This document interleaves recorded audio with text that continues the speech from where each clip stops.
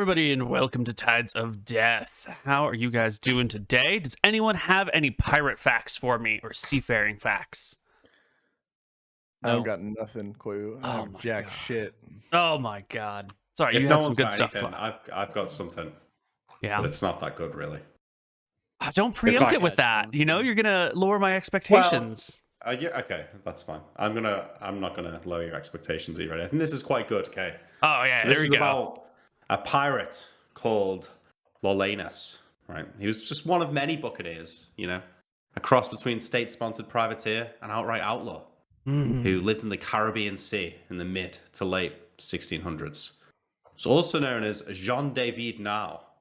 Lolanus believed to have begun raiding Spanish ships and coastal settlements, cultivating a reputation for excessive cruelty. So this is why I'm choosing this one, because it reminds me of MrMouton.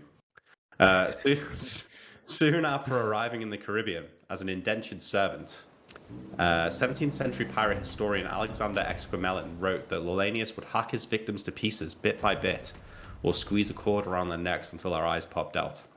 One time, suspecting he'd been betrayed, Lolanus supposedly even cut out a man's heart and took a bite of it. However, karma came back to haunt him, as in the year 1668, when, according to Exquemelin, he was captured and eaten by cannibals. Whoa. There you go. That's pretty good. What was this guy's name again? Lolanus, but it's like L''Olanius. Ah, that's pretty good. I will give you 3% experience points. 4%. 4%. You know, 4%. it's about a pirate. It doesn't improve our knowledge of like seafaring or piracy, but it does give us an example of the brutality of piracy and how these people who operate outside of the law did whatever the fuck they wanted. Eating people's hearts, murdering people, letting their eyes pop out, maybe tying them to a post and bashing their head in until it explodes. It helps us connect to our pirate roots. All right.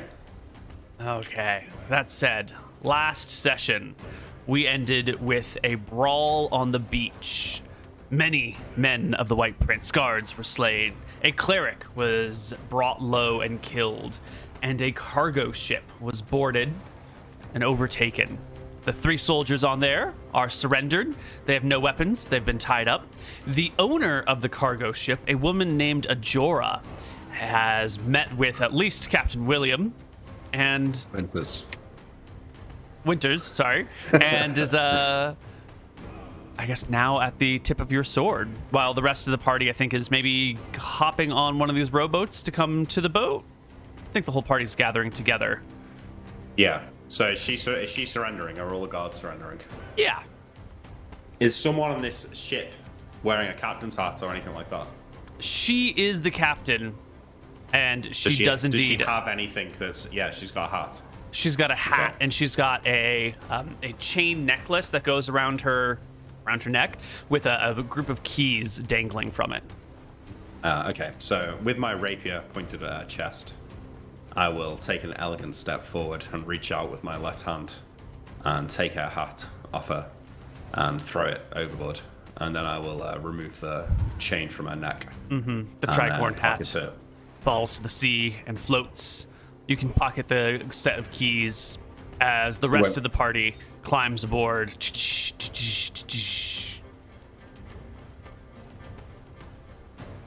Well, you won't be needing that anymore. Thank you for that. What did you say your name was, lady? Ajora. And let me introduce you to my crew. My name is Captain John Winters, and these are the Crimson Fists. I say as they start climbing on board. And then her eyes widen as she realizes, oh my god, I've heard of these people. And her hands go from at her side and sort of like annoyed to about ear height. But I like to see.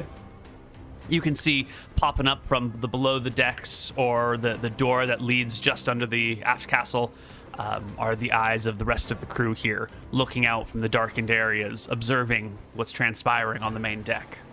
The rest of her crew, or is it her crew, the actual people who run the ship and sail it, not just these soldiers who have borrowed the ship for a while. 0th level, or can I get a pickup on it? Yeah, let's Are see. they Give me rags? Do they have daggers? Yeah, you can tell that they look just like ordinary sailors. You know, they're fairly strong, but they've got vests on, they've got sandals, and they're not wearing any like fancy cloaks or anything. They don't have weapons at their sides. These are the people who would operate the sails and haul the gear and cook the food. Some of them might be like capable warriors, but that's not their primary role. Got it. I will point to the soldiers and say, Sail Archie, go and tie up all of the armed men. No, you don't have to do that. We're cooperating peacefully, Ajora says. Why don't Your you crew just, perhaps, but these soldiers won't be so lucky. She shrugs, gives them one last look, meeting their eye contact as she's like, I don't care, to them. These soldiers are going down to the deep for my friend over here, and I'll give him a smile to Sail. Unfortunately, lads, you chose the wrong side this time.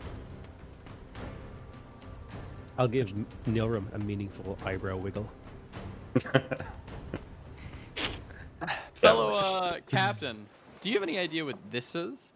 And I will produce the mask and like paint it over my face. I just want to see if anybody on the ship has any sort of charisma or eye Give movements, her you know? lore check.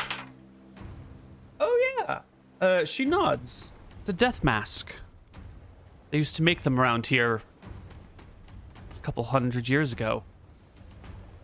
What does that mean? It's a holy mask of Martha. It prevents you put it on someone when they die, and it prevents them from being turned to undead or raising in the afterlife. Huh. That worked well. It did. And then I'll smile at the captain. Yeah. Well, whatever it is. So it's now. I'll pocket it. So, Ajora, how would you like to come out of this situation? Alive with my crew and my ship. That's not too That's much trouble. It's quite the ask. You know, I'm not really in the business of capturing ships and then handing them back over. How do you feel about fine jewelry, Captain? I asked the other captain. I'm a merchant by trade. I like all sorts of things that can bring me wealth and money. I'm gonna pull out and just start kind of like opening the pots of the jewelry that we have, and I'll produce a few of the gold and silver ones, and ask her, I guess, what do you think something like this is worth? See She if she's motions a to like, merchant, maybe can I go appraisal? get a closer look? I'll nod. I'll look to the captain, Winters. Yeah, I mean, I shrug. If you want to ask what it's worth, I nod. that's Yeah. fine. So she will come over and take a look at some of this jewelry. I'll give her an appraisal check. Based off it.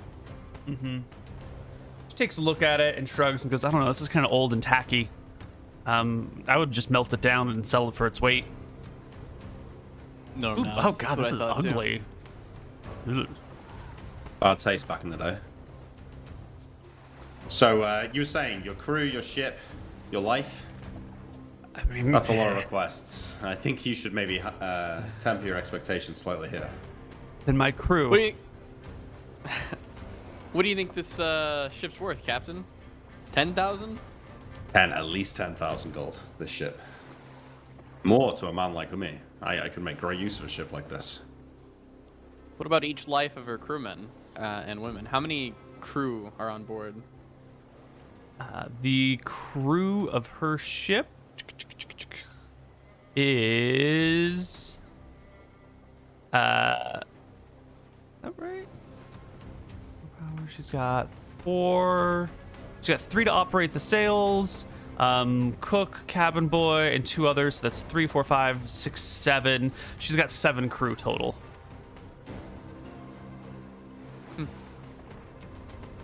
So 7 Well, crew Cap- members and yourself, I'd say 1,000 gold per head, 5,000 gold for yours. You're a captain. 12,000 gold. That seems like a fair price for a ship. What do you say? You fancy buying yourself back into freedom?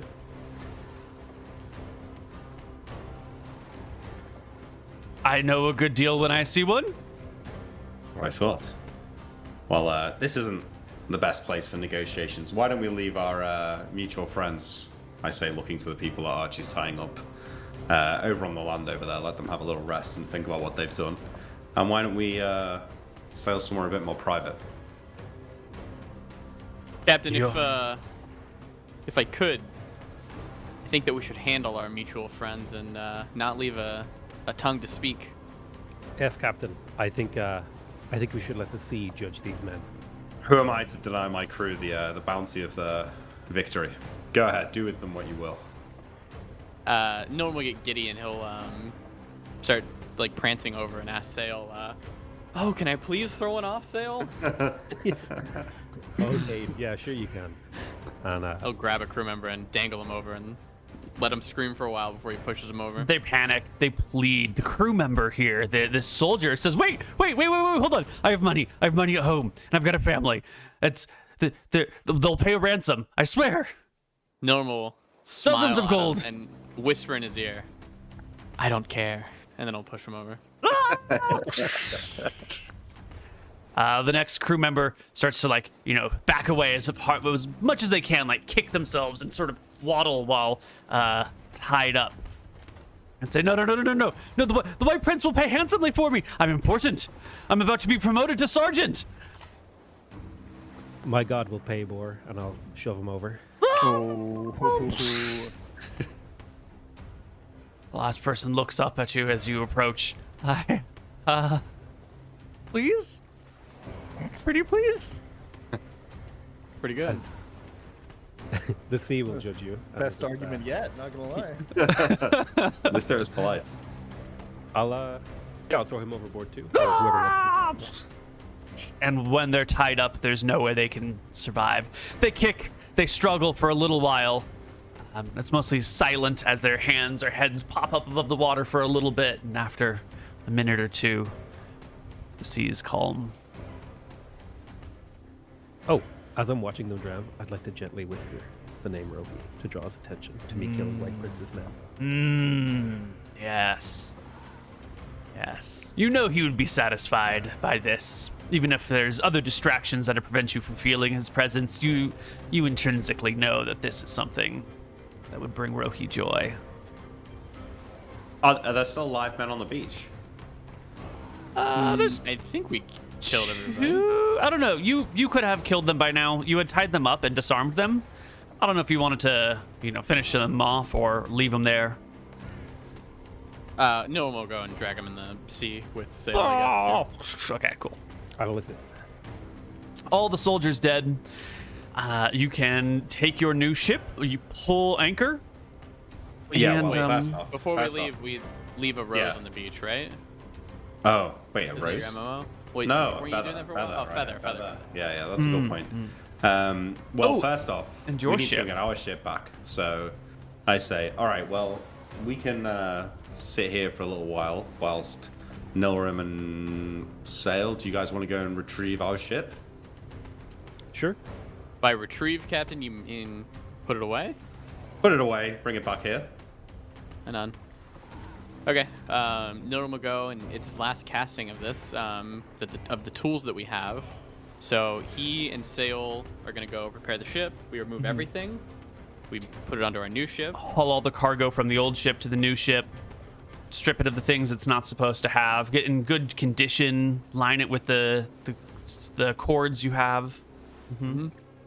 Nilrim takes the miniature ship in a bottle. He puts it inside the bottle. He puts that on the ground, and he casts his Nilrim ship in a bottle spell. And our ship eventually, after I think it's like 1d4 hours or like 1d10 minutes, 10 sails in. Oh, it's only D10 minutes.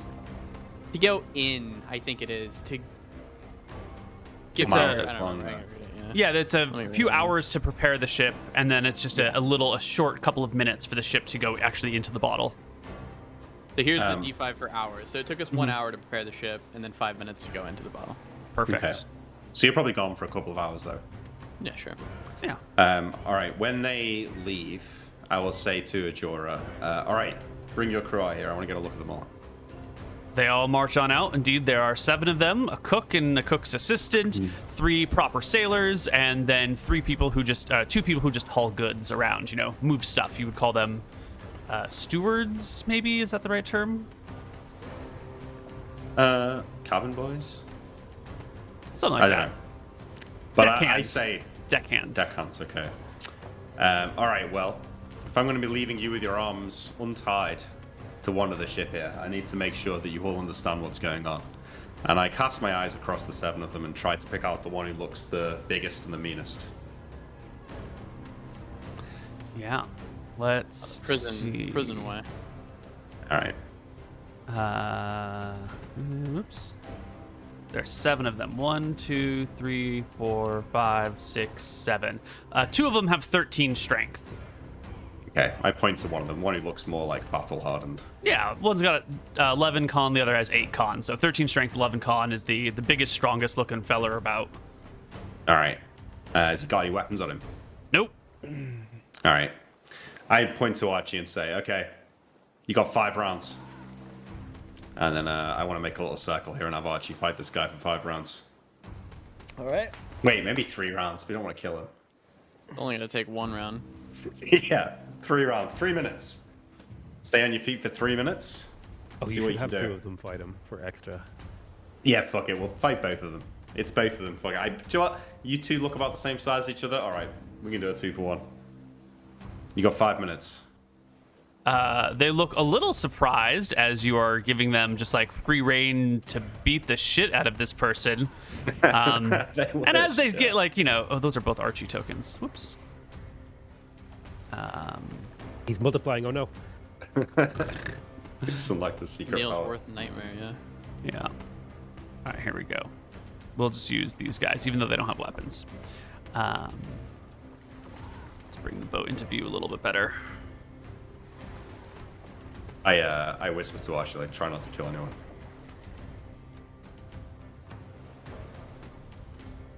Well, the 2 of them will square off with you, Archie. And let's do it. Let's roll initiative. Okay, at this time, Nilrim and Sail are probably preparing the ship, right? Mm-hmm. I just want to make sure that if anything goes wrong, you guys are... We'll be Yeah, if fine. anything goes wrong, if these 2 soldiers beat Archie, it is possible. is Round possible. 1. Archie, are you using your brass knuckles or just your bare fists? I'm pretty sure brass knuckles. No. All right. Fighting 2 people, fuck it. Whatever you you're want. fine, 2 for 1. Let's fuck them up. All right. Starting with the right one. The one to Archie's right. Uh-huh. Easy hit. He's got 3 HP. And you quickly knock him down to halfway to dead. -5 HP. -2 HP. 5. -5. Second attack? And Can I see if he stumbles backwards over the railing of the ship. he should get a saving throw versus death. 1d20, a 4. Yes, Down. he stumbles and topples backwards over the other side of the ship. The other guy has before barely the a other moment guy- to react before your Before next. the other guy even. Before he kills the other guy, I look at one of the soldiers, the sailors, and say, "Go get him." And you hit for 6, perfectly KOing the other person, not making him bleed, just knocking him flat on the ground. The other person is in the water. You tell a sailor to jump after him, and they do. They throw themselves over the side of the ship, grab the netting, Are you sure search that sailor around. can swim? Because last time He they said they cannot swim. He's holding onto the netting and searching for the guy with the other hand. Archie will brush some dust off of his shoulders, shrug, and move back out. Move towards Sail. Give him a little fist bump. 1, 2, 3. You hear the calls from below in the water. I can't find him. I don't know where he is. Well, It's not our fault. yeah. 1 KO'd, the other outright dead. The crew knows who they're working with here. It's the Yeah, Crimson so, Fists. So I trust we won't have any issues here then. I say, looking at the rest of them. There are slow nods of appreciation of the severity of the situation. Right. Well, 10's the ship. The deck's looking a bit scruffy. It could do with a mop up here. I hate to think what it looks like down there. And Ajora, if you could move your things out of your quarters so I can have somewhere to sleep, that'd be great. These are all complied with. Right. And as the rest of the ship gets put away, the other one is appropriately stowed. You can take a look about on the ship and see that there's not much here. Just as Ajora had said at the end of our last session, the ship is in it had just unloaded all of its stuff, hadn't loaded any new cargo yet when it had been commandeered by the dead cleric out on the beach. And it's basically empty with just a little bit of food and water. No, that's fine. There's a lot of room to relax. Yeah, I mean, I'll probably go and sit in the captain's quarters while Ajora, I'll lie on her bed as she's clearing her stuff out, reading the captain's log.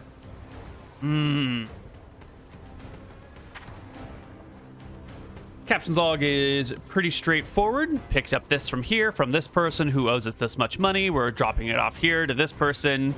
Just a list of ports they've been to, contacts that they've had, goods that they've moved, passengers that have been here, fees that have been paid, when new sailors come and go. It's a pretty straightforward standard log. There's not really a lot of color commentary in it. More just a practical list. Yeah, that's fine. I mean, I'm reclining on the bed, drinking my bottle of rum, reading this book as she's filing in and out, moving her stuff. Can I find the papers for the ship as well? Absolutely. You find them in the desk. You assume that they're going to be in the one locked drawer on her desk. It's where you would keep your papers. I've got the keys, so I find the key. Yeah, you open it up, and there it is. Log is there, some money's there, a silver dagger is there, some writing utensils, some other crap. Yeah. Well, I'll keep it all this time. I'm going to lock it back in the drawer, but the paperwork, how much of a description of her is there and her crew? There are 2 pages for the captain, the owner of the ship, that are described in detail. It gives height, it gives weight, it gives hairstyle and color and generalized appearance. It's pretty detailed. Whoever wrote this would have had a lot of time to look at her and sort of make notes on it. What if she owns the ship but she doesn't sail it herself? Is there room for but the captain is this, and then a description of that captain? Or in this situation, it is owner and captain is the label. So you imagine it could be switched to owner is this, captain is this, or person who is empowered to operate the ship is this. Could be a different entry. Now that we have this book, it should be reasonable for us to assume that it could be pretty easy, or at least conceivable, that we could get it forged to match Captain Winter's descriptions exactly. Yeah, but you'd have to find someone who's willing to forge such documents, which could be, that's a death sentence penalty right there. So you need someone who's willing to put their life on the line. Yeah. Wiley might know someone, or Nightingale might know someone. Absolutely. So that's pretty good. All right. I mean, I locked that stuff back in the drawer. Did you say there was a silver dagger? Yes. More decorative than anything. Sort of small. Looks like someone might use it for a letter opener, but it's definitely silver all the way through. Taking that. Yep. Can kill a werewolf. Yeah. You never know. I don't think we've ever ran into one. I have. It's good. Well, the ship is yours. And your second ship, your first ship, I should say, is now upon it. So where would you like to go? Yeah, well, Nilram's going to come back onto the ship and have a discussion with probably the captain about what to do with these people. Well, I think we all have a discussion together. Everyone's back up. I think maybe we sit down. Or maybe we've got deck chairs on the deck. And we're all Let's bring their captain as well to the discussion, and we'll just have a frank talk, Okay. Yeah. All right. So we set it up, we're all reclining or something on the deck. And she can just be sat on a stool or something, on a barrel. Yep. Right. So, Ajora, we need to have a little discussion about what's going on here. I believe my wizard friend here has a few questions for you. An unregistered wizard? give him a wink. Show him. Nilram will show off his spell books too. He has 3 of them, and he's very proud of them because this is a tremendous amount of wealth. It is, yes. So much so, I don't even think the crew members know how much these spellbooks cost. Yeah. So, how are you going to be of use to us? more use than this cargo ship. I want your most frank and honest answer. Honesty is what will set you free here.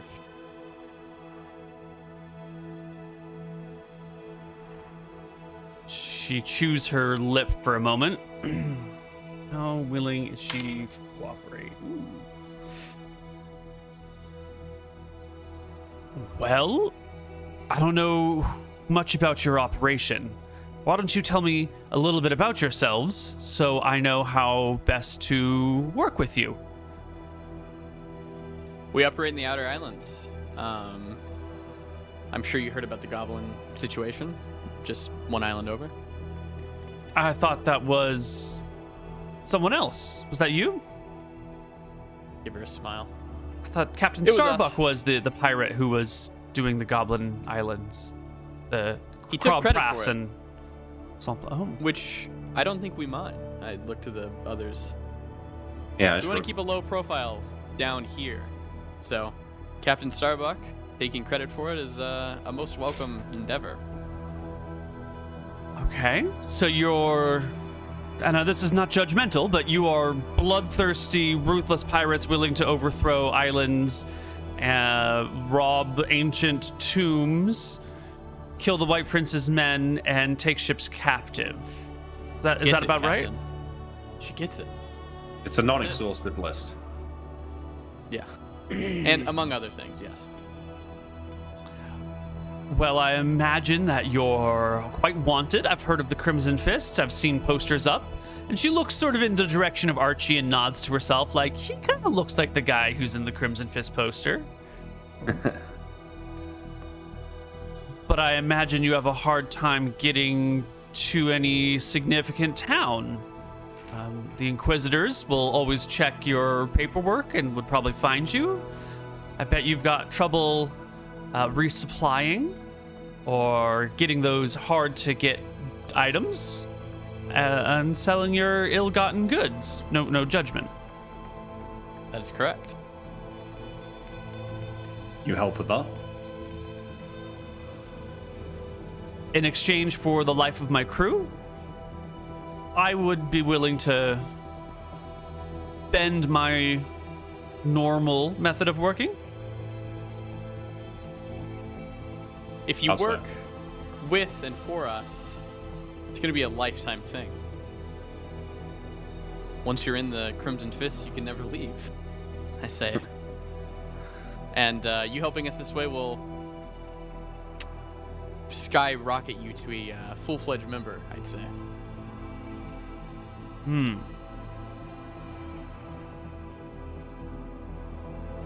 She takes a moment to survey the situation. Intrinsically knowing this is not the sort of deal you can say no to. Yeah. You know, this is a join or die sort of offer, and that reads across her face pretty easily as she looks at Archie and looks down at his bloodied fist where he just beat one of her crew members to death and knocked the other unconscious. She looks over to Sale, who she's not quite sure about, but they were talking about sacrificing people to his god, and so there's definitely that aura of maybe we shouldn't even ask who this person is. Over to the unregistered wizard, who has been throwing spells around and just shrunk an entire ship into a bottle. And then finally back to the captain, who stole her hat and keys and kicked her out of her bedroom. Yeah, we can do that. I can't promise my crew will be necessarily cooperative, but if you kick them off and replace them with others that will, I'm sure that will work. But I have to Your insist crew that will- you let them live, one way or the Sure, other. your crew will cooperate just the same way you are. They'll probably each get the same deal. I look to the captain. Thing is, if we let them go now and they go and speak to the authorities and tell them that we've been working with you, that doesn't do us any good. I'm afraid the ultimatum goes for them as well. But worry not. You'll have a new life. With us, you'll be the good side of the business. And we'll just bring you things to sell every once in a while. Full autonomy. Nothing changes for you, really, except, if you cross us, you die. And you're going to Cool. kick something up. Okay. Well, it doesn't look like I have much of an option. It's a bad day for Ajora, isn't it? You do have Even an worse. You'd be joining by your own accord. Yeah. Don't look so glum, alright? We could have just stoved your head in and thrown you overboard to the sharks.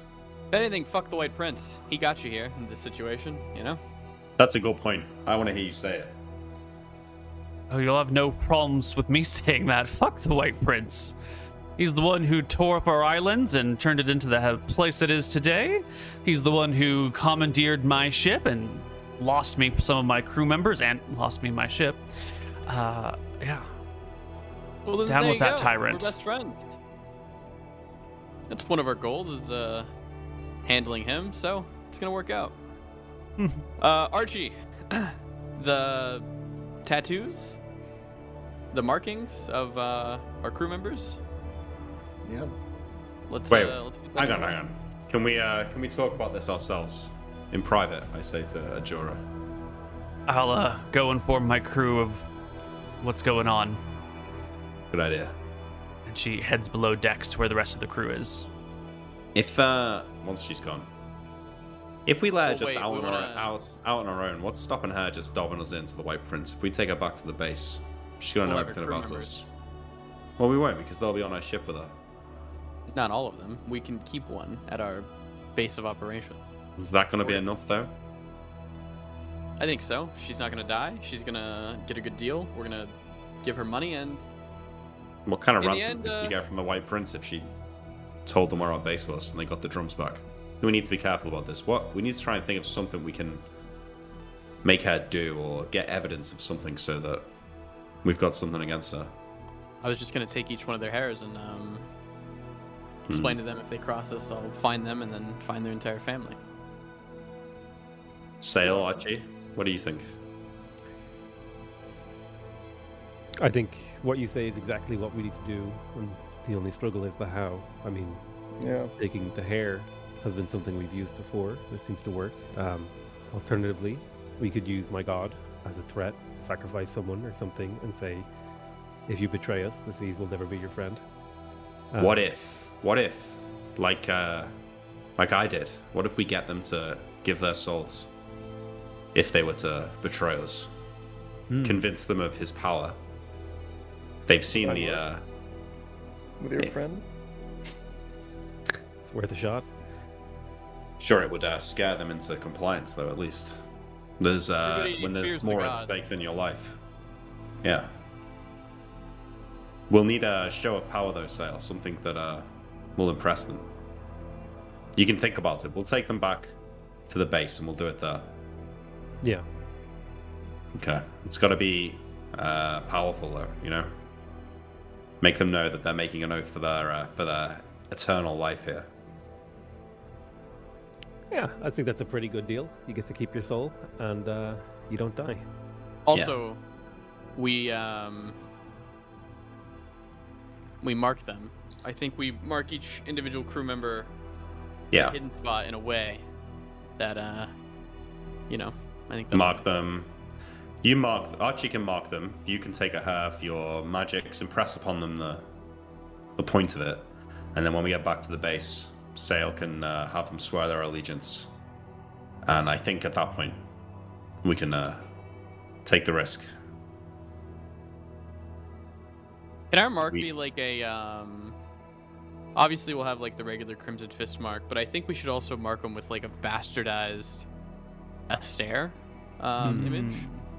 Because I think that would be the best. Because they can't just let people who have like an unholy symbol of like a stare walk around with it. So I say we That's give some- them like a stare scar with I don't know what Rohi's symbol would be, but something like that. He doesn't say Rohi, obviously. I could probably... An option would be to give them holy symbols with the...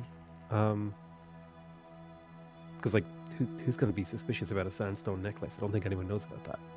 Yeah. I know. But I we think- could do yeah, I think we that could would be do good. some sort of like broken Astaire symbol that would be like heretical to any of the White Prince's men. Even if it's just like the Astaire symbol with a cross through it or something like that. Would that be suspicious? I mean, they would have to keep that hidden. Yeah, that's true. Yeah. They will have to keep it hidden. Yeah. But how about we do it like, anytime you get inspected closely, they're going to withdraw your shirt, correct? But every day, walking around, nobody's going to, ask you to see you with your shirt off. Mm-hmm. What if we do it on, like, the small of their back? A bastardized version of the Astaire symbol. Is that amenable to everybody? Yeah. It could work. What do we think would be the most, I guess, like, crude way of showing Astaire? Would it just be like the Astaire symbol, like broken up, or would it be like the Astaire symbol with like the Malchus symbol like over it? So the symbol of Astaire is highlighted here. It is a blue triangle with golden rings on each corner. So if you wanted to bastardize it, you could break the triangle into pieces. You could move or remove the rings. It's pretty... What do you call it?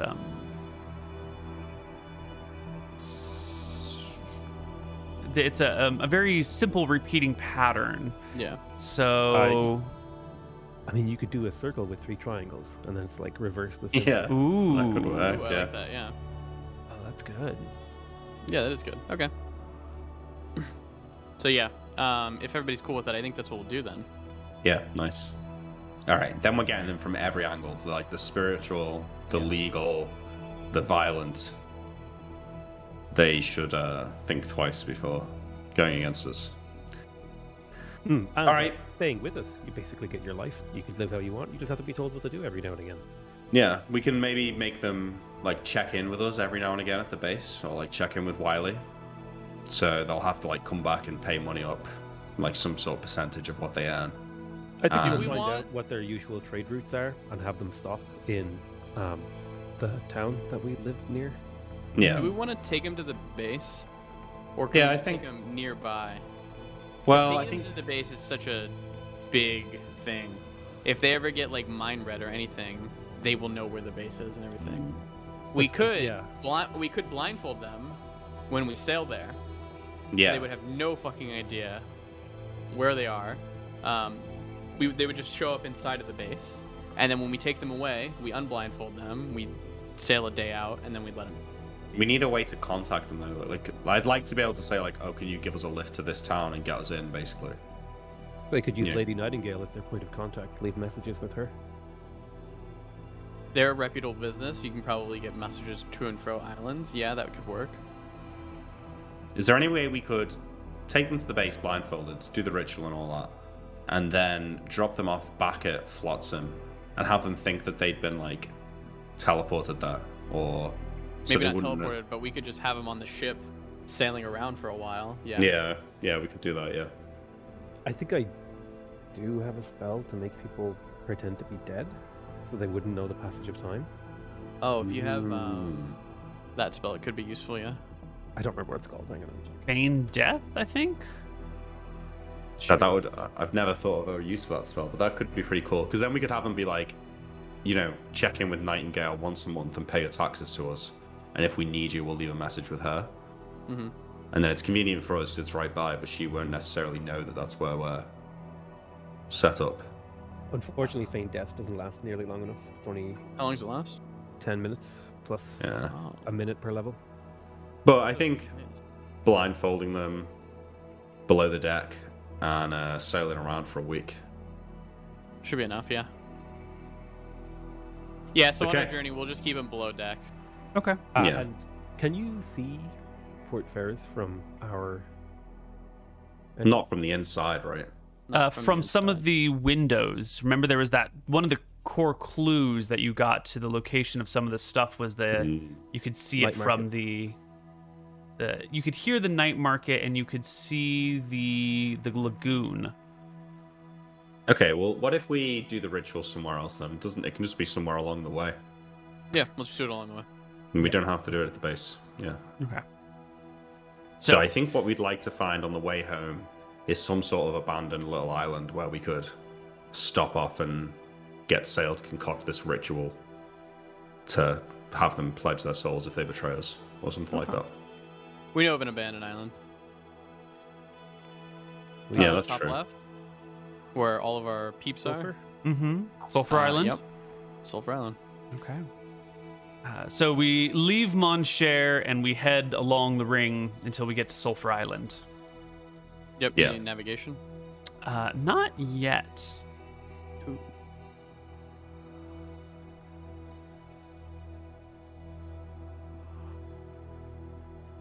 If we're just going along the ring, there's no need to make a navigation check. If you want to try and cut through the ring to speed up your time, we need a navigation check. Well, we're not in our like fancy, fast, we're not in maneuverable fast, ship.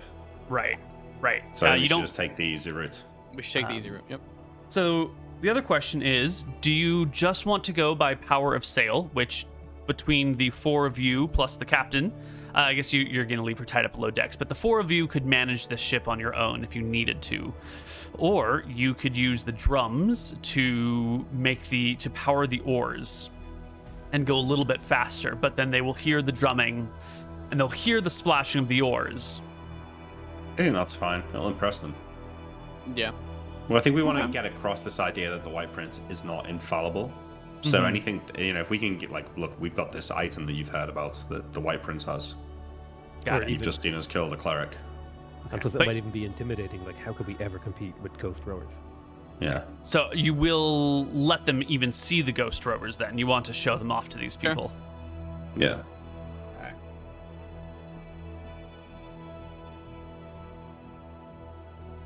Oh, do we want to drop off weapons to the goblins? Yeah. I made it a point last episode to say that I gathered every single one of their weapons, all their bows, all their arrows. Wait, and wait. stuff. When we meant to We're be not dropping given, it to the goblins. We're giving it to yeah, the other people. Yep. on Sulfur Island, yeah. Which is where That's we're going. right. Yeah. So it works Yeah. out perfectly. Actually, Perfect. that lines up, yeah. Right. Do we have any way of signaling them? Signaling. Yeah, so we don't have to climb all the way up again. I think they knew we arrived, right? They said they saw think us. so. So I wonder if we could start a fire or blow a horn or something We to know get where their they're attention. at. We know where they're at, right? Because they had like a spyglass. I'm Mhm. sure Yeah. that you can signal them with a spyglass, and they'll Yeah, see maybe. our ship arrive, and then we'll just leave the shit there. We'll just leave the weapons there. Okay. Yeah. Yeah. And then they'll get them moving. Okay. Okay. Great. You leave Monshare and head in the direction of Krob Strait and down the chain of islands. The next day,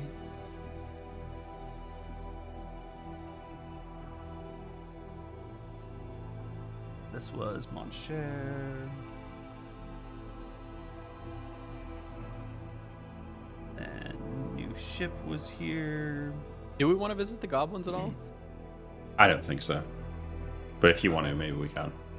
I don't know. I'm just trying to think if they'd have anything for us, or if we could do anything for them. We are mean, right it's- by. It's more likely to be the latter than the former, I think. Yeah. Didn't we skate by and like the town was on super high alert, so docking would have been hard? On the other side, yeah. On the other Mhm. side, yeah. We could dock on the goblin side, but it's kind of risky if all the White Princess people are watching. They might chase us. Yeah. It's probably just fine to leave them for now. Probably no reason Yeah. to go back and talk to them. In fact, I think we don't even sail through the strait. I think we should just go around. Sail Yeah, around we it. just go around. Fuck it, yeah. Oh, wait, we're going to go through Starbucks blockade, aren't we? Well, the no, Starbucks block- blockade's on the right. Yeah, the was blockade there. was here, near Monshare, near Port Yeah, Jasper is where they were holding the ships. So you don't have to, if you just head Yeah. clockwise. No, you, yeah, but ignore it. I thought they were holding the ships there because Starbuck was blockading somewhere to the west. No, to the east. Okay. I'm pretty sure. It 'Cause wasn't we came so from much the a blockade. It was just there's a pirate there and it's dangerous, and so they were holding the ships back until the pirate could be dealt with. Right. So we might still run into him then, but we'll see. Well, the day after you leave Monshare, you pass Krob Strait, and as you're going Do I get any past spells? the, yes, you can get spells. As you're going past Swamplandia, you can see the HS Lawbringer. It is one of these massive carrier ships. They're called roosts, and you see these griffins in the sky. And then you see like a shit. griffin hop off the side from like just above the deck of this very large modified clipper ship, which has extra space on it and these roofs down below where griffins can be. And you see these griffins in the air circling just around the corner of the Swamplandia island. The Lawbringer is sitting right around here with its 3 masts. The water line. And the griffins, whoops, that's the wrong button. The griffins are coming around or circling around something on the north side of the island as you are all approaching from this way. So what would you like to do? Do you Steer wanna the fuck clear. That's interesting. Swamplandia, we've not been there, right? No, you don't know much about it. There's just seems to be like a pretty flat, jungly island with 4 river deltas coming off of it. And then just everything else is dense jungle. And there's a couple of like little villages near some of these river deltas, but they're pretty small. It's probably yeah, something interesting there, but it's too risky, right? We'll note it, but Do you want to? So you want to like Yeah. sail around the other way, sail around the top way to get a good look, just hold in place and watch from afar and like wait. What do you want to? How do you want to go? about it? I'm fascinated by this massive ship and is enticed by it. It's calling to him. Yeah, I feel enticed by it slightly. We Can could you also imagine? by signal. Could you imagine if we captured this? Oh my god, how much would that be worth? Oh my god. What do you mean worth? We would sail it. Can you It's- imagine? You could ride a griffin, Archie. Yeah. Imagine that. I don't know. I'll call I to the think other we- captain and ask if she knows anything about it. Yeah. Why it's here. She takes a look and nods. It's the Lawbringer. It's one of the roosts, the one that patrols the Outer Rim. Archie's looking into the air. The Fist Bringer. We gotta capture the ship, guys. I guess this is what they were waiting for to deal with Starbuck. Oh god, I feel bad for him. How many griffins have they got on there?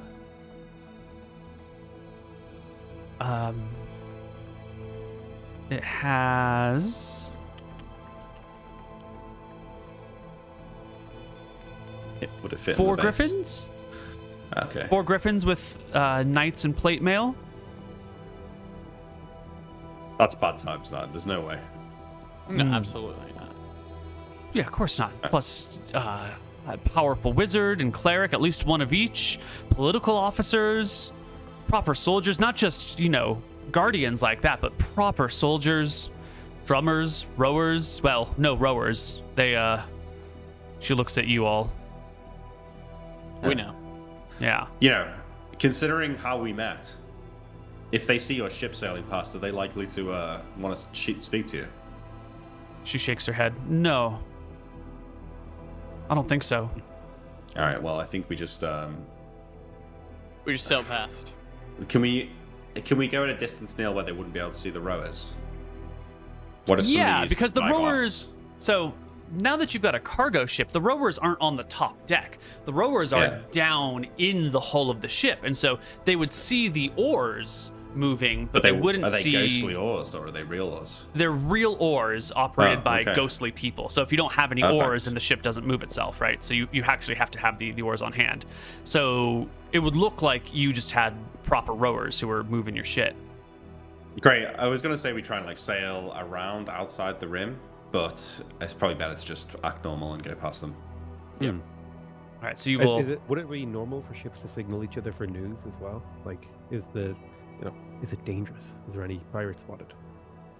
That would not be an uncommon thing. That would be fairly ordinary to do. Wait. We could ask a couple questions as we sail past.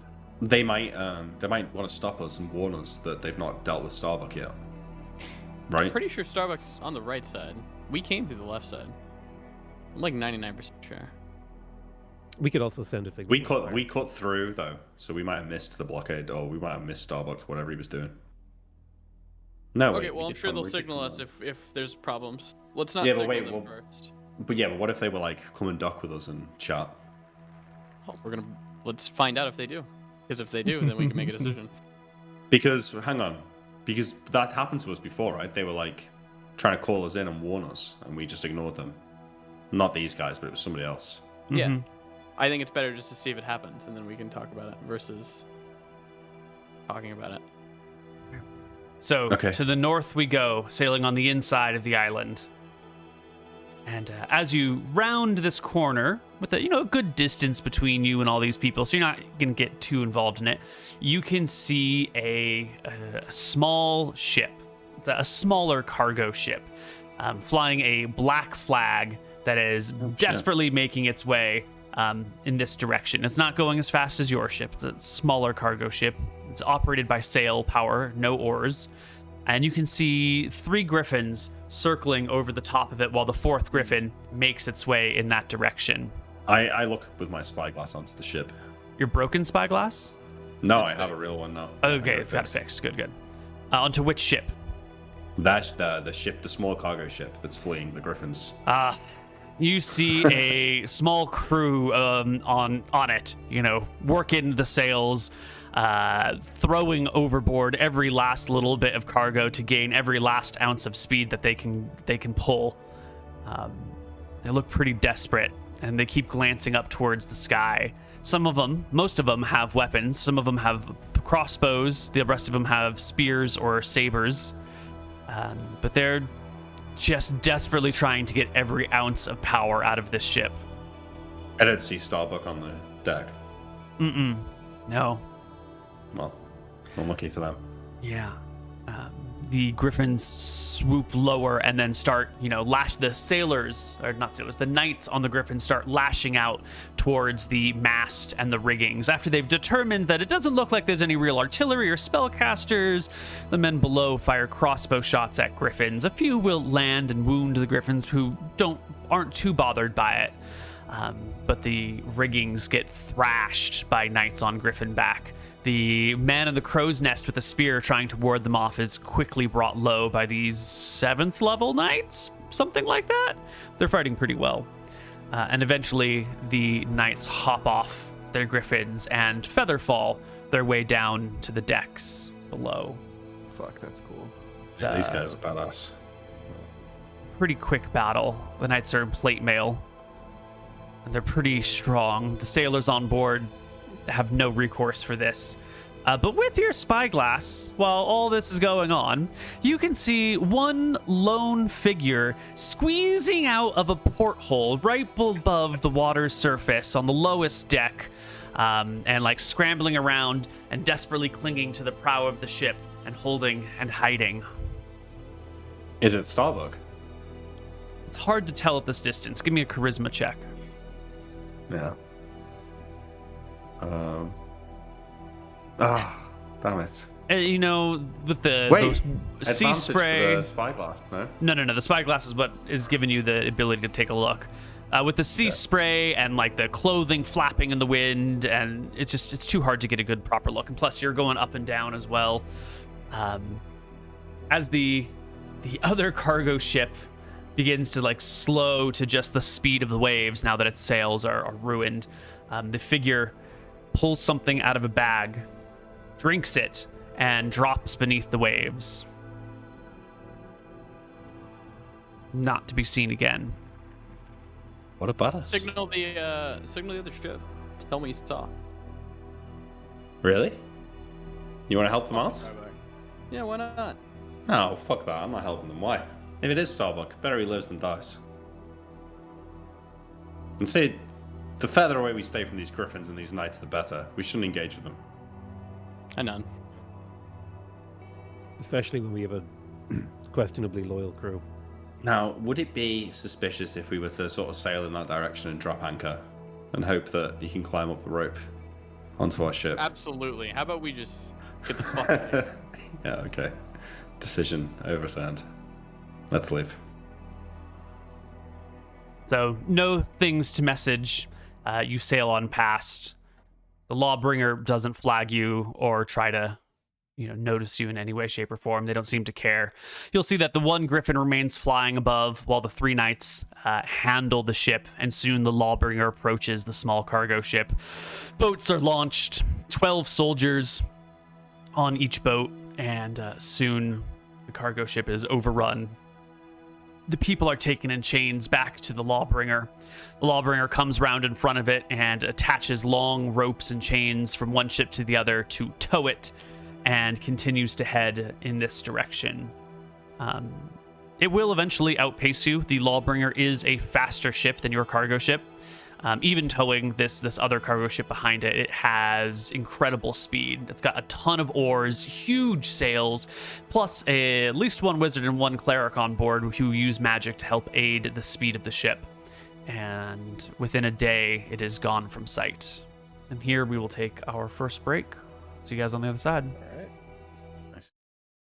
Hello, everybody, and welcome back to Tides of Death. Our party passes Swamplandia and continues on their route, heading for Sulphur Island, is it? Yep. 3, 4, 5. Making sure the crew are below deck this whole time. 18, 19, 20 islands down the road. Okay.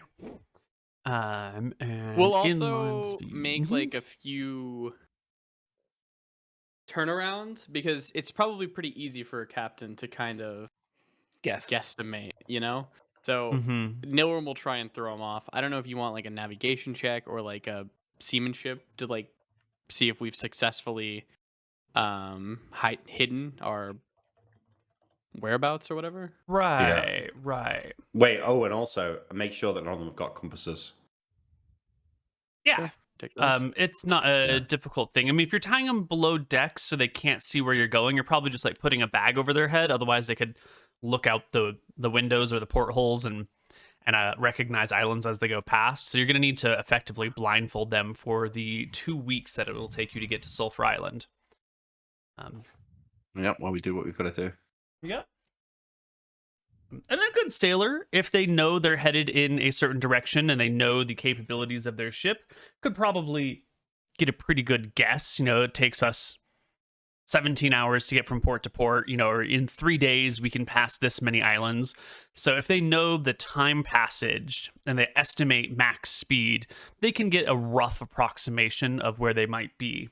Do you have any interest in like slowing your journey down to confuse them or finding a way of speeding up to confuse them? I think the rowers would be significantly faster than they would be used to, right? That's true. They don't normally operate under rower speed. They normally just operate with sail power so that it's cheaper to move everything. I think all we do is instead of just following a straight line, we can just like weave in and out around some of the islands every now and again. Like traffic cones, kind of. We'll take longer. All right. And it will be then early December. You arrive at Sulphur Island. The ship, despite having not a lot in the way of cargo, does have food and water for weeks and weeks, because you absolutely need food and water in order to get anywhere, even if you don't have any goods you're hauling. And so we will find ourselves at Sulphur Island on the 3rd of December. Moon, can you refresh my armor spell in the meantime? Yeah, everybody's armor spells will be refreshed. I'll take, I think only 2 blessed leather off for that. And everyone will be at full HP by now. Yeah. Cool. Everybody has their armor. Yeah, only 2 people will need it. Great. Arriving at Sulphur Island, the party is just gonna go back around to the lagoon and drop the stuff off to that little village. I think we can will we get to the spend lagoon some time in a there. cargo ship? Ooh, that's a good point. The cargo ship looks a little sketch to bring all the way up that river to the lagoon. It's got a much deeper draft to it. Your long ship can easily go up that river without any problem. Your cargo ship, probably not so much. Its oar power is not as great. Even if at like full maximum rower speed, the ship just produces too much drag to go against the current of the river. And there's rocks, and there's reefs, and like the tight turns of the river need something with more maneuverability. So maybe Archie and I will go in a rowboat. We'll anchor outside the edge of the lagoon, and we'll go in a rowboat to the little dock. Take the weapons with us, and enough wood to make a fire. You'll have to row up the whole river, essentially. Yeah, more. Yeah. Okay. Will that take days and days, or will it just be like a day? It'll probably be a day. Yeah, A that's day fine. up and We then half a day also- back. We also want to signal them with our spyglass. So Yeah, I'll take the try that spyglass however we and can. make wood to make a fire.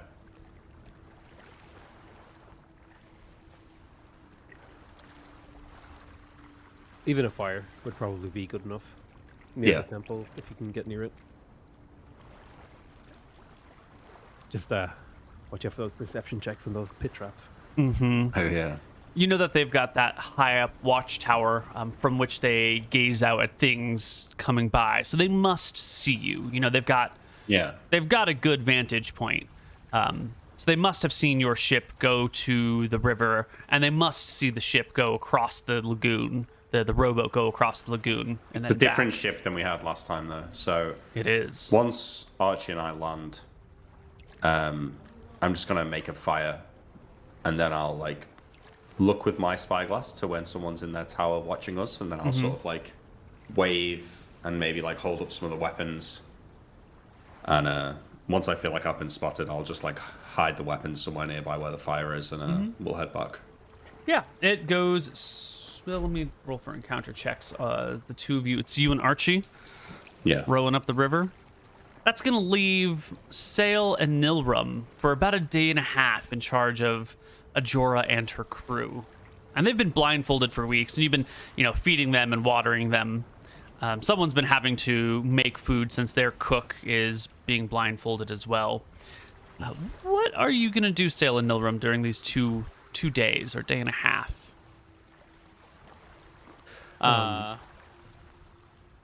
Probably just hang out. Talk to hang them. out. Maybe talk to the captain. See if they can give us any good info. What do they usually sell? Would be one of the questions, I guess. They mostly just haul whatever people need hauled. They're not so much in. They rarely buy and sell. They mostly just pick up cargo. But if they see something that they know, we visited Port Ferris recently, and we know that the price of copper is really, really low in Port Ferris.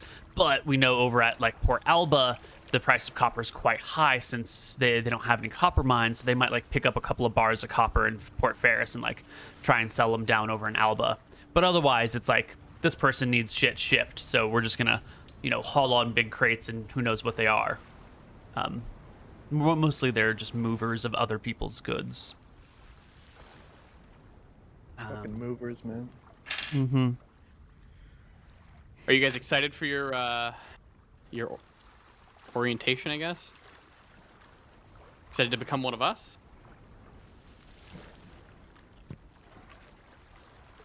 Dead quiet in response. I guess I that's wanna, where we like- leave it then. Oh yeah, go ahead. Kill him. I'm gonna like Kill dip my everyone hand, that's have not lots of answering you. water, and say, "Don't you want to feel the touch of the undersea god?" And then I'll like grab one of their legs with my wet hand. Yes, we're excited. We're excited not to meet the undersea god. We're excited to stay on the ship. Oh, I'll spend my time making. I'll cast Great Holy Symbol like once or twice, and then make that into necklaces. Excellent.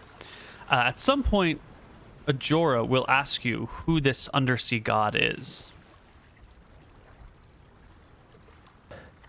He has no name that can be spoken, but by the most devout. But if you serve him well, you cannot drown, and the sea will forever be yours. Is that true, Sail? You can stay underwater? It's not a perfect ability. I nod. Listen. Every god has a bit of flair to it. Okay, I'm selling it. I got it. The goods can be dropped off. You see some strange creatures moving in the trees as you row up and down that river. There are sometimes like large hulking shapes that might be trolls or ogres or some sort of large humanoid creature, maybe like a mini giant, something at least 8 feet tall, but it's always deep in the jungle and you can only catch like a glimpse of something here or a shadow of something there or like a branch that bends but it's too high up for a normal person to reach out to it. Gives you the impression that there are some sort of monstrous humanoids on either side of the river.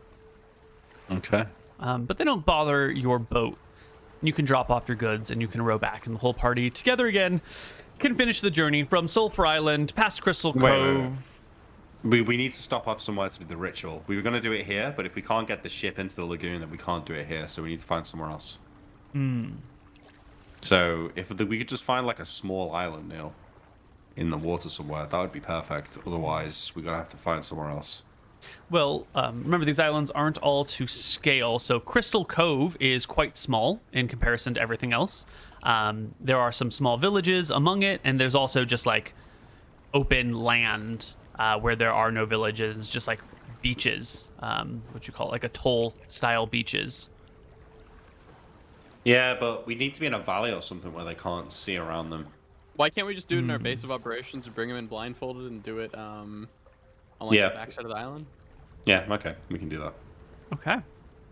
We just need to make sure that none of them see out any of the portholes. So we'll have to just pick a room that, or a part of the island where they can't see Flotsam. Yeah, let's just do it in the basement down in one of the locked islands with like silver doors or whatever, right? If there is such a place, yeah. Well, there is the basement where the old treasury would be, in the old magic storage room. There's those 2 rooms down there lined with silver and lead. Will we not need the sea though for the ritual? Yeah. Maybe you could bring a bucket of seawater. I suppose you could do that, but probably Let's do it better on the backside of the near island. sea. Yeah, I think we could do it on the backside of the island, one guy at a time.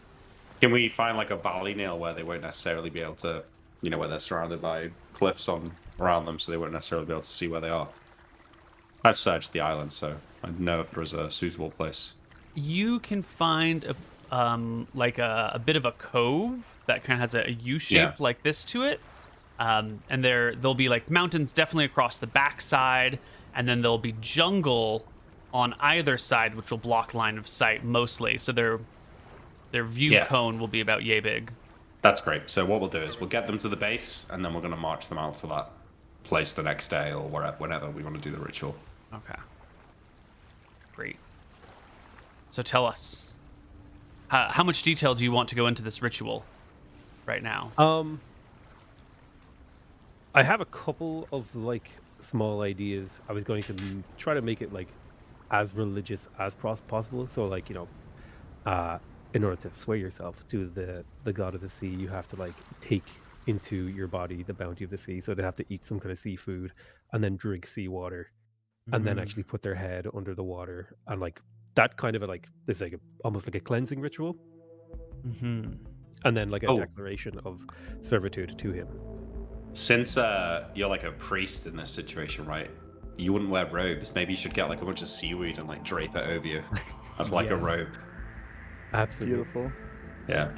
A shawl of kelp dawns your shoulders. Do you make them say his name? I think Or are they not? what I would do is dunk them and then request Rohi to judge them and see if he sees them fit for service. Maybe you like whisper their name in 'Cause their then- ear as you dunk their head. Because then there maybe is like a 1 in 10 chance that he doesn't, and one of them gets whipped away. Well, there are 6 crew members and the captain now, because one of them didn't make it initially. So It's let's just went see. to visit Rohi early. Ooh, He's the lucky one. I think the first guy to really sell the ritual, I would like intentionally just get Rohi to pull him under.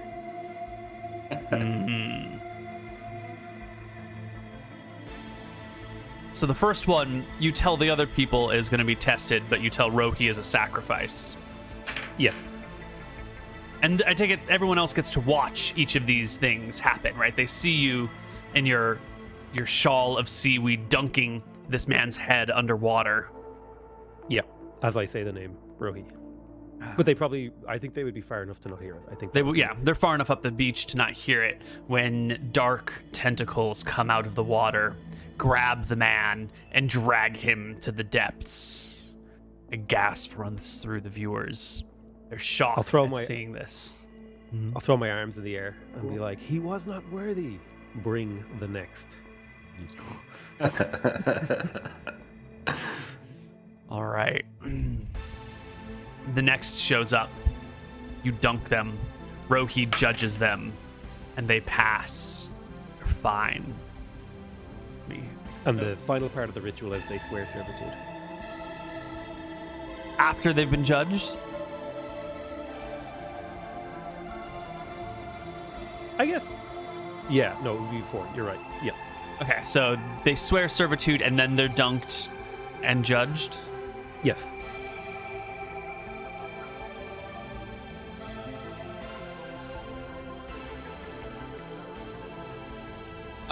Nilrim will do the markings.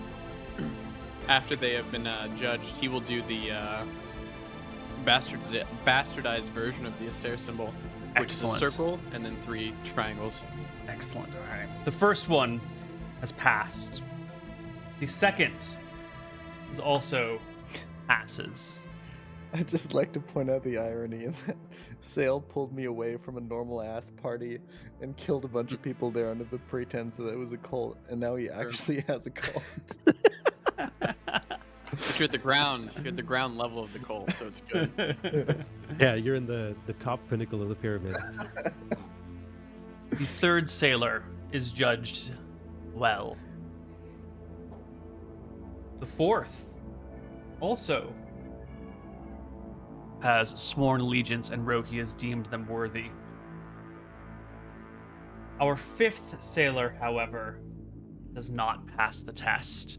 They say the words, they eat the food, they're dunked beneath the waves, and as you wait for Rohi to, give you the signal that they're okay, instead dark tentacles reach out, wrap themselves around his neck, and sort of squeeze until there's a pop, and then the head floats off, and tentacles drag the body after it. The sixth sailor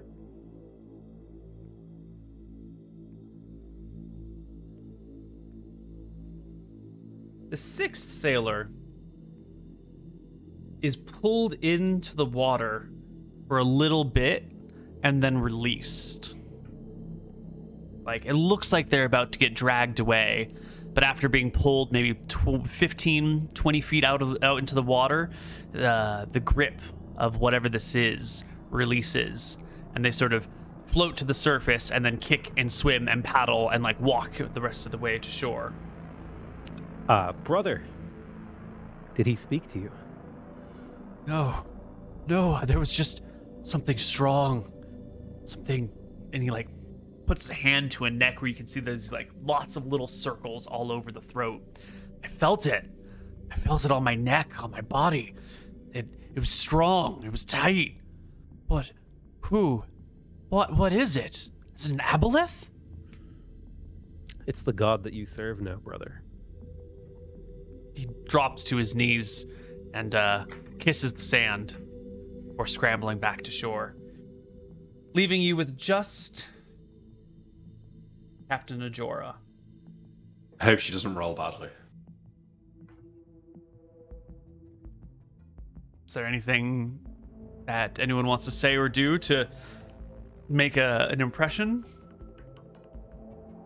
I think I would. I assume I have a way to signal to Rohi that maybe this one's kind of important, so judge a little bit leniently. For political reasons. I'm sure that Rohi This is understands. partially theater. I think he would get that. She passes as well. She eats the seaweed. She says the words. She swears fealty to this new unknown god. Her head is dunked, and she comes out the other side. A loyal servant of Rohi, or at least Rohi has deemed her worthy. And now you have 5 new crew members and 1 new ship's captain who has a ship legally and lawfully in her name, and who has sworn her allegiance to your deity and your cause. All right. Once the ritual is over, I'll walk down from whatever place I was sitting, watching this happen, and I'll come and stand before the 6 of them and say, all right, well, those of you judged worthy are still here, and I hope you understand the oath you've taken this day. And right now, the punishment for your betrayal is more than just legal, violent, and mortal. Your souls are on the line here. I hope that you can keep your word. No, we'll Heads. take a piece of hair from each person and a dunk, like a little drop of their blood, put them into some vials or some glasses just lying around.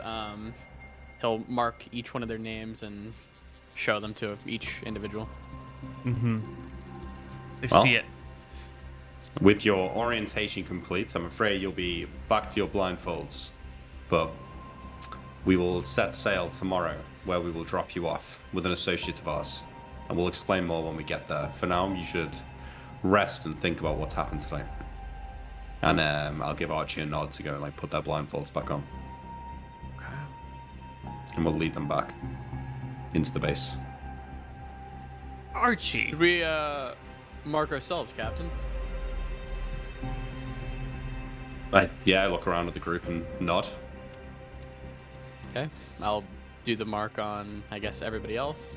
And then I'll These are all give Captain. Lower back tattoos. I think so. Yeah, I think that's a good spot for it. Yep, lower back. Mm-hmm. And Like I'll on the give hip. the... Kinda- I was thinking the small of the back. Oh, okay. It's like What if you, tramp stamp share or like right up while you're at just the bar? above Stamp, tramp? yeah. Like I tramp just stamp, want to yeah. say. Okay. And then I'll give Captain the dagger to mark me. Yeah, okay. Might do it on him too. The Crimson Tramps. Can I do a...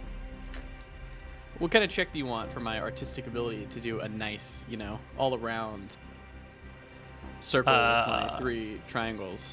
And this is like a carving into the flesh, right? This is Yeah. not okay. Dex With check, the bard's please. dagger. Mm-hmm. Okay, well, not very dex. Oh, Well, that is a natural Okay. 20 on your Dex check, so that looks great. it was meant to be good. Good. Yeah, that was perfect. Archie, everyone seems to have some role in the conversion of these people. Your role was the initial intimidation. How are you feeling about these extraneous options? These oaths and these hair and blood pluckings and the tattooings and... I've been on less weird ships. I've been in less weird crews, that's for sure. But you know what? They need me in the back, just kind of leaning against a wall, my arms crossed, looking at everyone, making sure that they know that if they get up and hurt my crew, I'll be there to punch their face in. I feel like I'm doing okay. You know what? I'm on a ship. I'm having a good time. How are you doing with the mysticism of this all? Archie didn't strike me as a particularly religious or spiritual person, but Not shit's really at getting all. kind of... He Sorry. He does think that Rohi's pretty cool though, and with everything that he's talked with Sale about him, he has a good impression of him. Previously, when people in his life talked to him about the gods, he always thought it was kind of it was a little much, they were a little bit crazy about them, and they were these high figures that you could never. And with Sale, it's okay, it's just like a little buddy. It's a friend that helps him out in the ocean, and he thinks that's kind of neat. It's kind of cool. And he sees Sale and how powerful he is and the things he does, and he thinks that's cool. So he's feeling it. Okay. You're getting with it. Yeah. What about you, Captain Winters?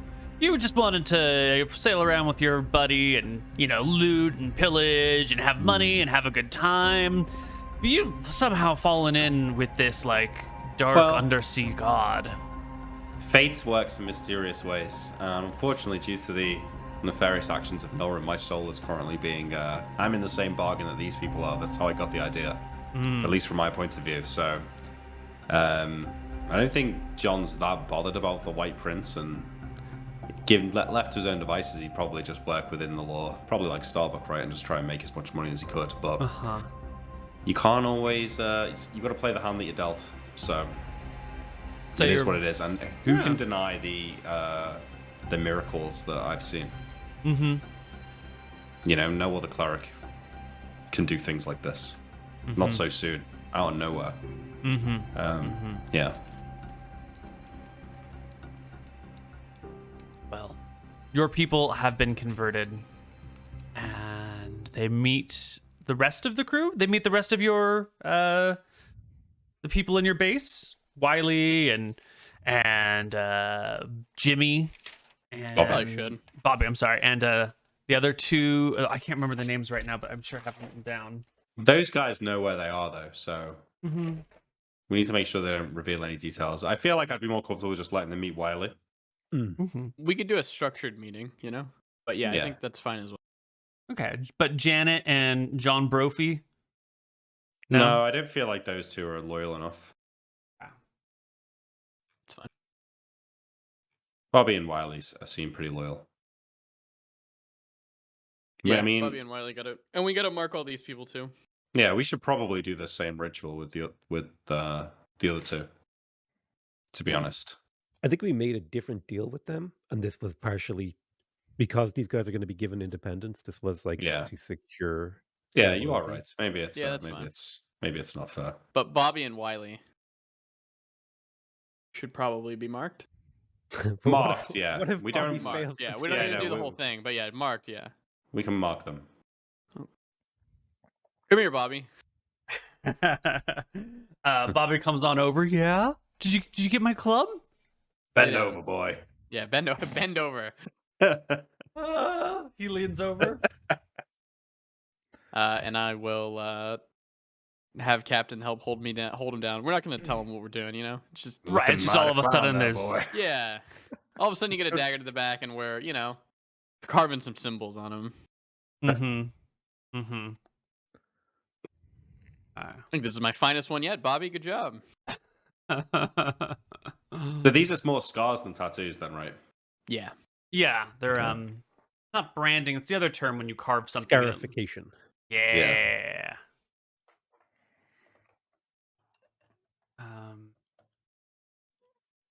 Great. Well, now what? What do you guys want to do? The Well- sea is yours. You've got new people. You've got a new No, boat. there's one more stage, right? We need to blindfold them, get them back on the ship, sail around for a few days, and then we're going to drop them off We also need copper with to Nightingale. Do we need copper to unsize the ship, or Mm-mm. No. Well, You can wait, just, we shouldn't. Okay, so hold on. We got to talk about this. We got to sail around a few days, and then they have to be the ones to go in the port, right? Into Yes. Lots Port and go talk to Nightingale. So Yeah, how do we which do that? means- How do we sail them around for a few days, let them take command of the ship, and we get off and go on our own? Well, no, I think one of us needs to go with them to introduce them to Nightingale, right? Sure. The only issue is the Inquisitor is going to be probably inspecting everyone who gets off the ship, right? Will he I don't know how inspect it works. everyone personally? I don't think so, right? I think I I could probably get looked away to with it with sail. disguise.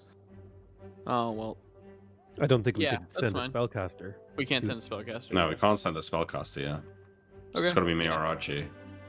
There is a like a chance team that there's a chance I get recognized. You have been in that town many times. Yeah, I'm sure that this captain can disguise you as a member of her crew well enough. yeah. Yeah, so I think that's the plan. We sail around, and then at some point, all of us will be on the boat, and then whilst they're blindfolded and we're near our base, Archie, Sail, and Nilrim will get off and go on the rowboat back to our base, and then I'll command them to go to Flotsam Island, and then I'll probably have to come back to the beach and show a signal that night so you can come back and get me on the boat to get me Sure. back to the island, right? Yeah, okay. Yeah, that works. So we spend another 3 or 4 days just sailing around. Okay. We fuck around. Just for everyone's edification, your new crew members are Scarlet, Olivia, Emma, Miley, and Finn. Those are the 6 people, 5 people plus Ajora that survived these trials and tribulations. So I what, don't 5 think- women and 1 guy? Including Scarlet, it was 5 women and 1 man that survived. I don't think we need to go into like height and weights and backstories for these people No. at this point in time. But if ever you want to know more about them, I will happily generate more information on them for you. You sail around for a few days, and Yeah. eventually you're gonna let them take the ship. No. The 3, Archie, Sail, and Nilrim, when we're near the base, will take the rowboat and leave. Mm-hmm. And then once they're gone and we're a little bit further, I'm going to unblindfold them all at that point when we're near Flotsam. Mm-hmm. And then I'll be like, all right, So, I call them all on deck finally. There was 4 of us there the last time they knew, but now it's just me. And I'll take Ajora's blindfold off and then tell her to do the same for the rest of the crew. Uh-huh. They'll look around and she'll take a moment and gaze at the place and be like, this is Port Ferris, right? That's right. Flotsam Island? So, yes, I have a friend here I'd like to introduce you to. Why don't you set sail for the port? And Ajora, I'm somewhat known on this island, so make sure I'm going to disguise myself, and if there's any questions, just make sure they don't get too close to me. All right. She takes command of the ship, sails it under the power of the remaining people, which is a little bit tough, but it manages to work. I've still got my monkey with me, I think. They don't know about the monkey. Yeah, the ship docks at the main dock of Flotsam Island. Off you step along with everyone else. Very quickly, you are brought to see... Where is it over here?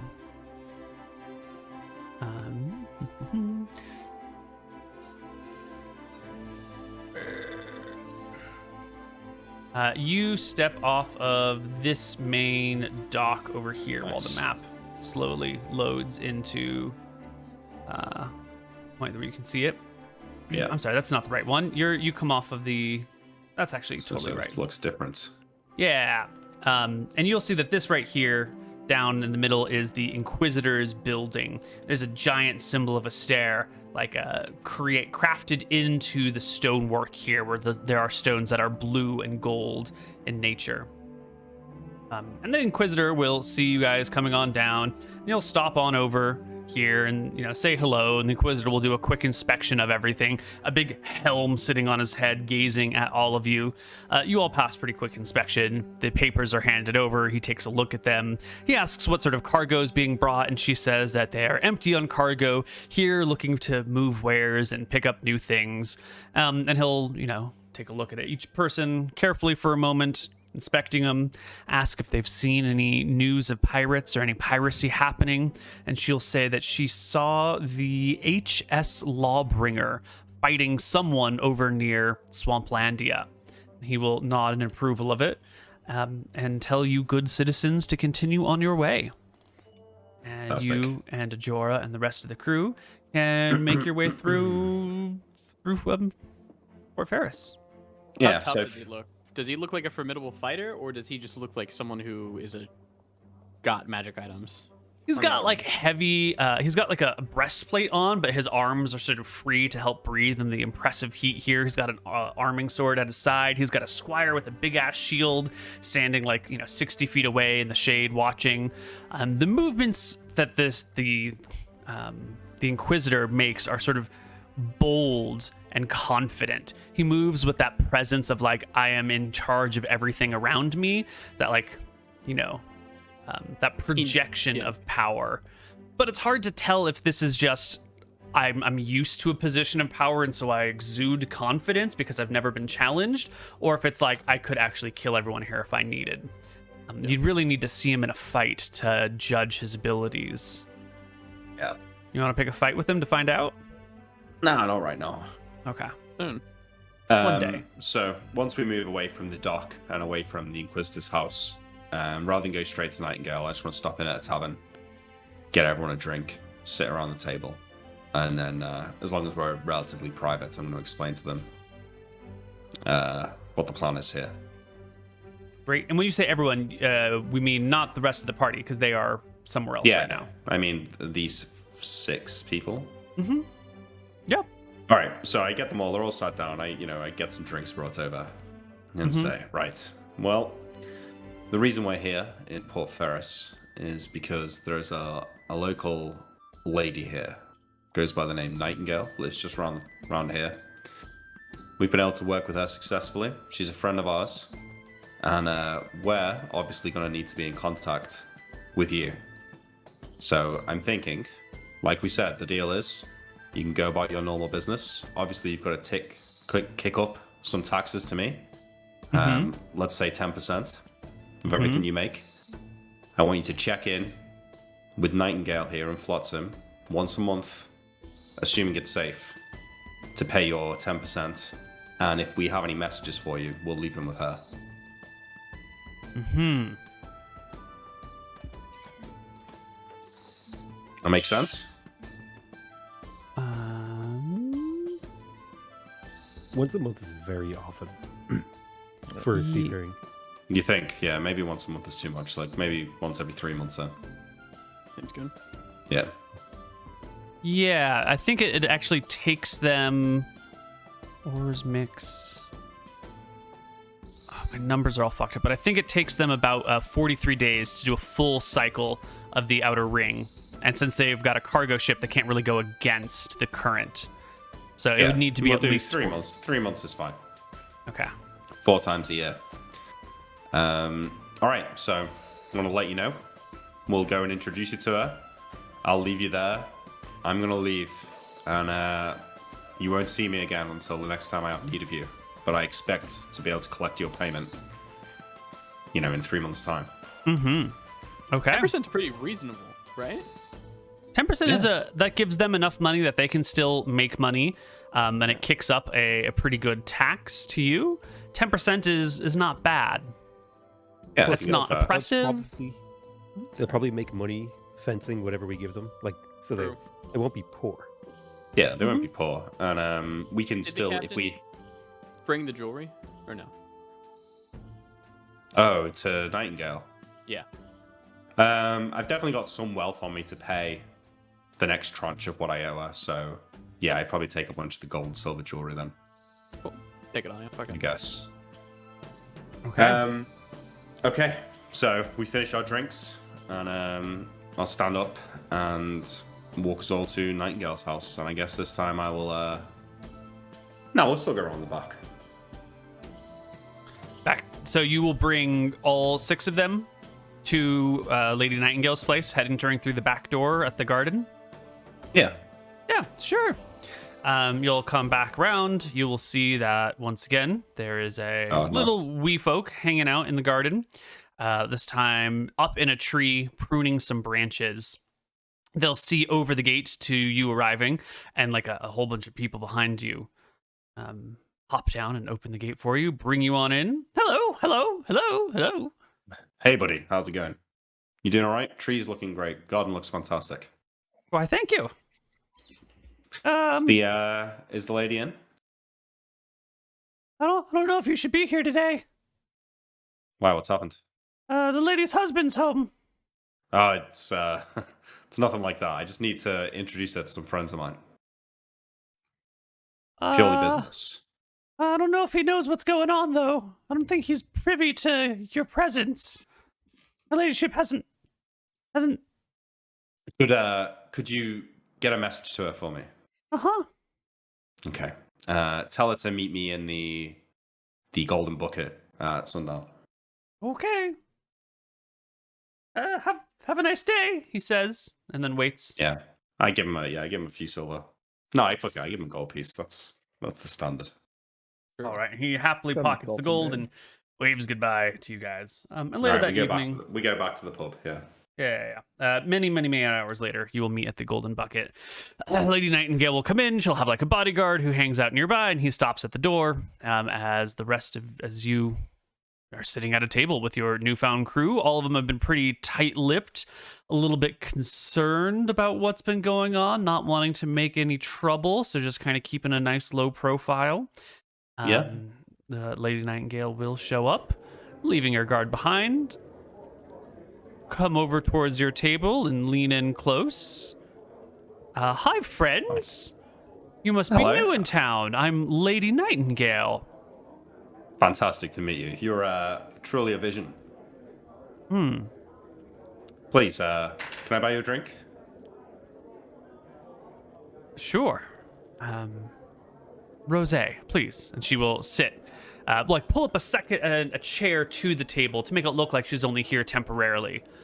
Yeah. I'll order a drink from the bar. And once she's got her drink, I say, okay, well, Nightingale, I had some people that I wanted to introduce you to. This is Ajora, the captain of these fine folk here. She pulls out a deck they- of cards and starts shuffling them while you talk. They're going to be working with us going forward, and I need a way to keep in touch with them and collect their taxes without, without being seen myself in the wrong places. So I was hoping that you may be able to act as a middleman between us here. Maybe meet with them once every 3 months, take the money, pass on any messages. And whilst we're on the topic, I do have another payment for you. Splendid. She deals out some cards to just you and her and puts some money on the table and then, looks at you expectantly. Yeah, so I will, I'll put in some, in front of me, I put a load of gold pieces and a bunch of this jewelry and have it in a little stack. And just as we're chatting, I'll just casually lose hands to her and pass over the wealth. Yeah, the conversation goes, the wealth gets passed, the other people are watching, keeping super quiet. Ajora pipes in at some point, being like, Lady Nightingale, it's a pleasure to meet you. I'm Ajora. I'm a recent conscript or convert, depending on how you want to call it. She introduces herself, talks about her ship, the cargo they haul around, blah, blah, blah. And maybe half an hour later, you've lost enough money that, you've lost your money, and she packs up everything and goes, well, it's a pleasure to have taken all of your money. New faces, new friends, nice to meet you. I expect to see you in 3 months or so. And as always, new friends and new strangers, it's a pleasure to take money from you. Been a pleasure. All right, so Neil, I've given her 50 gold and the £5 of gold, 20 pounds of silver, and 10 pounds of cheap jewelry. Yeah. And she's gonna have to figure out this price because she has an appraiser and everything. Right. 5 pounds It's of gold, 20 pounds of silver. And 10 pounds of cheap jewelry, along with 50 gold coins. All right, so she's now carrying 35, 40 pounds of wealth back. Her pockets won't even fill this. She has to get a crate from the bartender, one of the crates that bottles of booze come in, and her guard will, they'll put a blanket over it or a towel over it so no one can see what's in it, and haul away this crate of wealth. Anybody who was watching would see that he literally lost a metric fuckload of money. Yeah. Okay. But I think it's just, he brings out some stuff and puts it on the table, and then it gets moved, and he brings out a little bit more. And so if someone was paying close attention, they would have seen 30 pounds of wealth moved from one to the other, but it happened in little batches. So maybe the bartenders or the waitresses who were bringing you drinks would have noticed the sheer volume, but most of the other nearby patrons are busy and doing their own things. It probably wouldn't be entirely unusual for payments to be exchanged this way, so they'd be like, oh, they just made a deal, if someone did notice. Yeah. That's true. If you're going to do business, you could do it in a house or you could do it in a tavern. It's not terribly unusual for large amounts of money to be on display in a minor port like this. This is quite a lot, but it's probably fine. So after Nightingale leaves, I will stand up and down the rest of my pint. And slam it down on the table and say, well, Ajora and, friends, it's been good getting to know you. I hope that you understand how serious what we're dealing with is here. And with that, I'll be bidding you adieu. You're welcome to go back to your ship to conduct your business as you will. And if I have any messages for you, you know where to find them. And good luck. And with that, you depart, and they will stay and have a few more drinks and figure out what they're going to do, maybe pick up some cargo and continue along their way, expecting to be back in 3 months to deliver taxes and pick up and deliver messages. Yeah. So I will, if I can easily sneak out of town and get to the place that we usually row to. I've already rolled your charisma check. You remain unnoticed and exit town appropriately. And I signal for someone to come and pick me up. And I get back to the base. Hey, you know what we haven't done in like 3 episodes? Experience. Experience. Oh shit! Yeah. Before you God. get back to the base, no one would have told you that we need more of the copper wire so we can Okay. make the ship shrink again. Could I have grabbed that, Neil, when I was over there? It'll From the take a while to blacksmith. make, but you could have put it in order, and then at the end of your long Yeah. rest here, you could. We want 3 castings of it. Yeah. Okay. How You much does have that to- cost? Do you remember the I think it was prices about on 100 that? gold a cast. Yeah, I Yeah, think it was sounds about 100 right. Gold a cast. Yeah. So 300 gold. Yep. Yeah. Okay. So you can just Cool. pick that up in a week. Cool. And we will do experience. We haven't done this in a while. In fact, why don't we take our break right now, and I'll calculate experience during the break. And during the break, you guys can discuss amongst yourselves what it is that you would like to do next. Is it raiding an island, a coastal village? Are you going to go capture another ship? Are you going to try and like find some legitimate work? Are you going to maybe move to the inner islands and check out that big port town? There's so much to do. We'll find out what you guys are interested in on the other side of our break. So see you soon.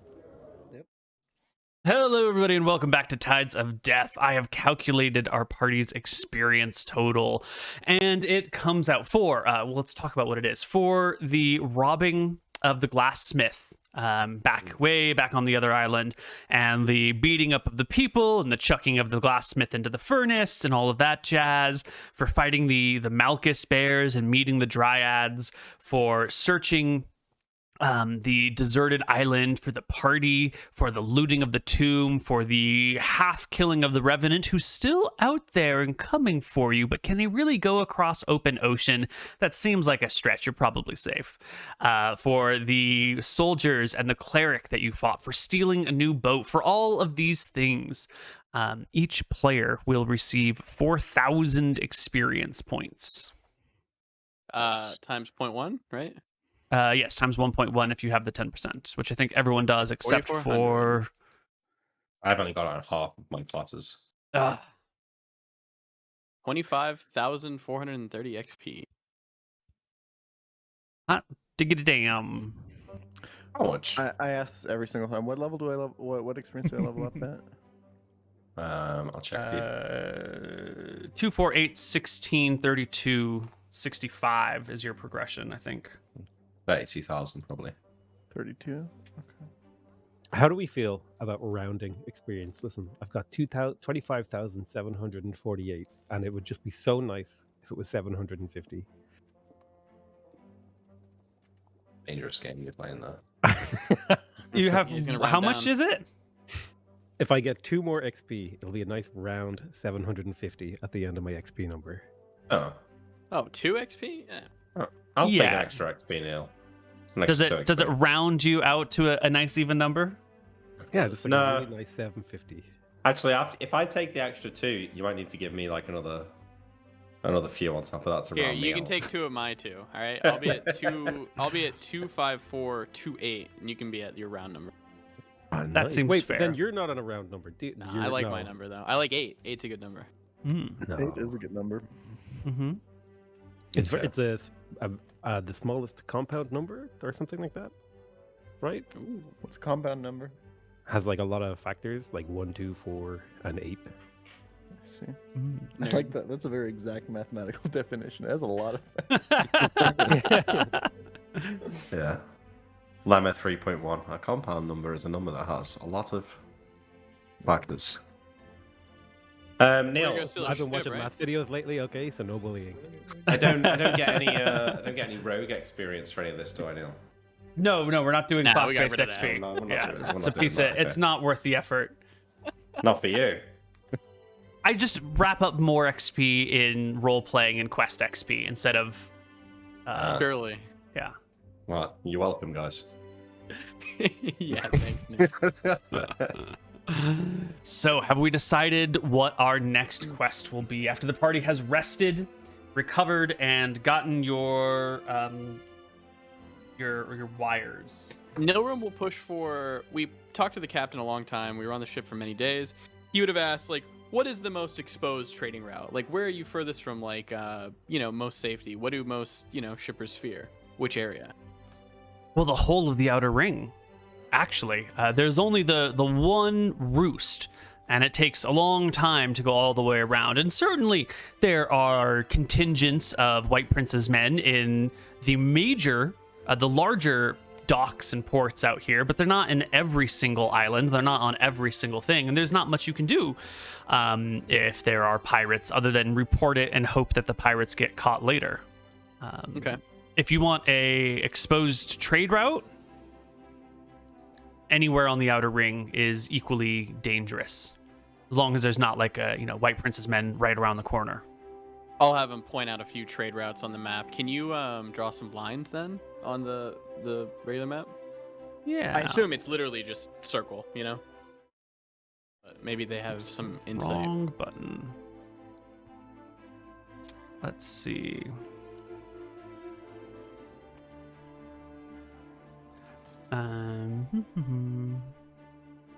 So, zoom in a little bit over here.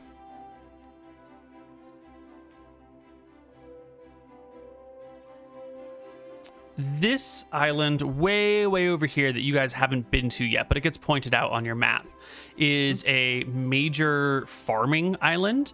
This is where a lot of the like agricultural goods that are produced on the outer ring are. And so there's a lot of trade. This one right here. All right, what's the name? Oh, the name is... It is unnamed right now. What would you like to name this agricultural farming land with mountains across it and large forests and a castle and a big bay? Can we name it after our first patron, if possible? Ooh. We can name it Ladverex Island. Verex. How about that? Yeah, that works. Verex. That was how the last section of that name, right? VERX. Yep, Ladverex. Yep, so Verex. Patreon.com/Ties of Death. You guys want to support the show? We're almost actually completely covering the cost of the show right now. If you want to go check it out, support it if you like it. Verex. That's a great idea. Also remember to use your Twitch Primes, guys. Twitch Primes. Verex Island, then. This has a lot of trade that happens near it because there's always people coming here to pick up food goods and either take them to other rings on the outer rim or other islands on the outer rim or like haul them back into the Midlands. So that's a pretty good spot. Port Ferris is another fairly major location. You guys know where that is. That's just sort of, there's a lot of metallurgy happening there, so it's a pretty good spot. Is there any gold mines on the outer rim? No, there are no gold mines on the outer rim. Mithril? No. Silver? There are some very small silver deposits on a couple of islands, but they're not, huge quantities of silver. It's mostly like there's an iron mine here, but sometimes we also happen to pull out silver because it's like mixed with silver veins. That's on Flotsam Island, right? They have an iron mine here. There are mines on Flotsam Island. There are also mines out on Alba Island to the far north up here. Oh yeah, isn't that where there's like a sympathetic family? There's the documents from hundreds of years ago mentioned that there was a sympathetic family or an anti-White Prince family there a long time ago. So Changed. the island with the agriculture, you're saying this might be a good place to go because many trading ships will stop there to pick up supplies. Yeah, well, usually cargo trading ships will go in a circle around the outer rim, like picking this up and dropping it off here, and you might like clip from one island to another through the middle section a little bit to pick up some speed. And so even folks who go all the way around the ring usually like skip a few islands here, skip a few islands there. But Verex, is one of those spots that almost everybody stops at, and so there is. It's not necessarily like the ships that come through here are better ships to steal from. It's just that there are more vessels that pass through this area. I'm going to say that we skip that right now because we know where the White Prince's ship is, the one that we need to be afraid of. It's down here. So it's either going to come this way or go that way. So I say right now our best bet is to come up here and get a ship because we'll be on the opposite end of it. Does that make sense? Yeah. I mean, I think maybe we should just sail around the outer rim and just hijack the first ship we see. I'm cool with that. Yeah. This is going to be our first hijack, so it might be good to do something a little bit low risk as a practice run. Yeah. Yeah. Let's do that. So Okay. first ship we see. So let's talk about the plan then. The whole party like gathered together somewhere in the base, discussing what it would be like to steal a ship. Are you here to board the ship, take the goods, and leave the ship behind? Are you going to sink the ship? Are you going to kill all the passengers and crew? Are you going to give them an ultimatum? Let's just do Your money or your life, right? Yeah. Yeah, we'll do So we'll sit down. We'll have a big conversation. Norm will bring up the fact that, we're pirates, but we're people who keep our word. So we need to very carefully word exactly what we say. I think your money or your life is perfect. Yeah. We should make a flag, a black flag, or a Jolly Roger or something that we can hoist red just fist. before we attack them. Red fist, yeah. Yeah, a black flag with a red fist. That would be great.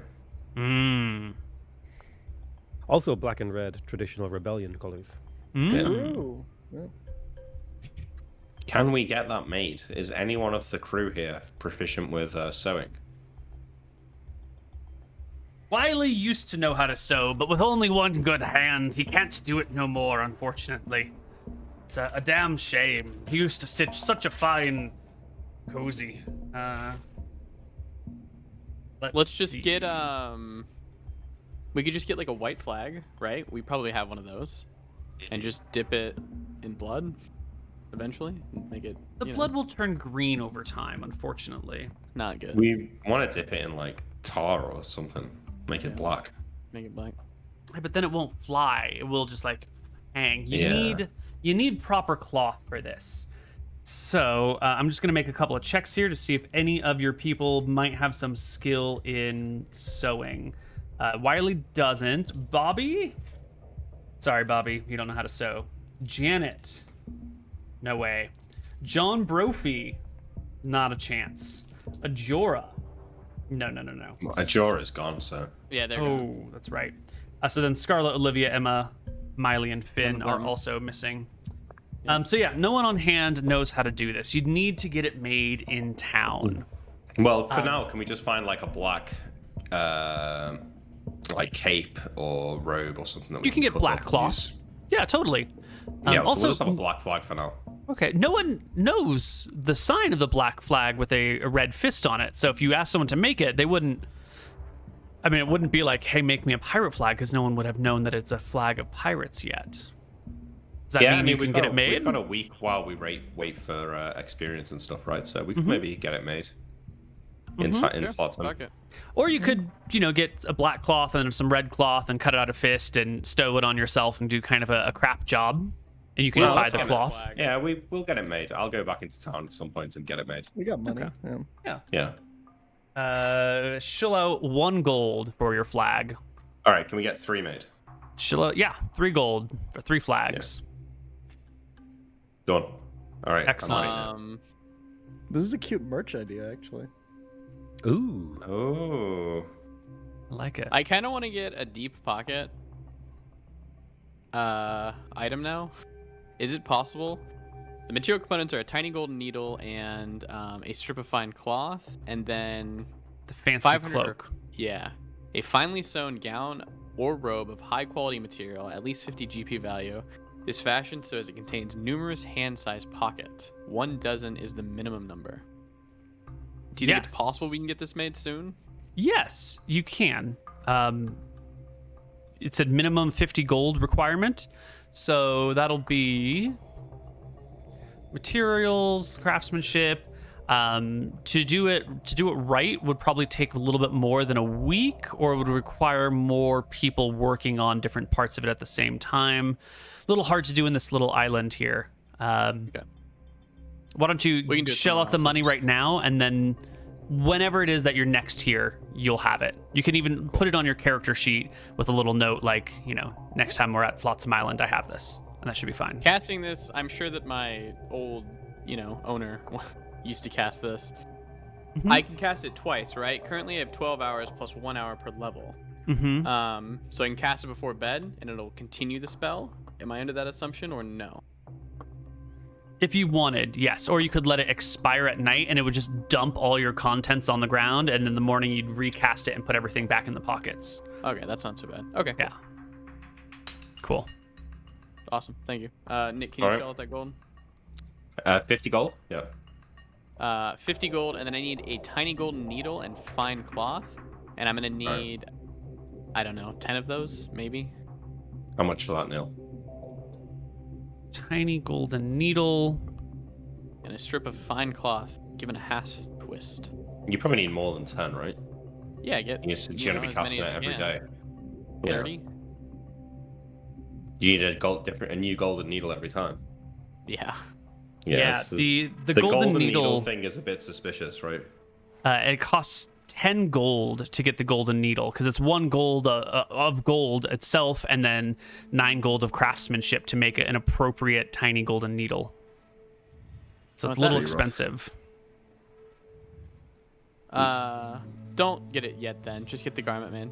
Okay, yeah. It means we need to get someone who can make these. Yeah. You're gonna need Bring them a home. craftsman to work in your forge over here. God damn Yeah. right. Okay.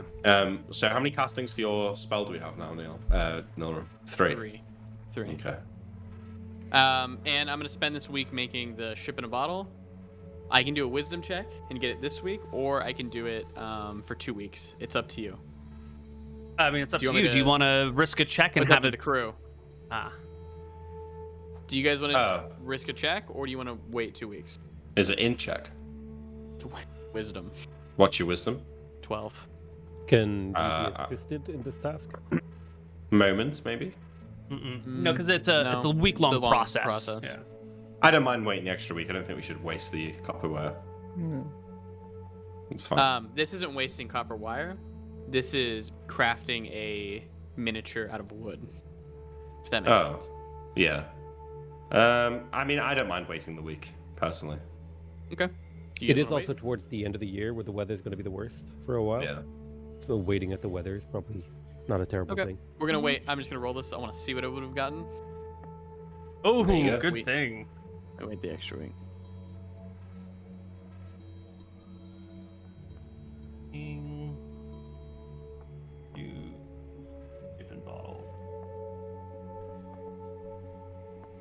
And do we want to wait an extra week or 2 to make 2, or do you just want to go after we? No, one is fine. Let's get going.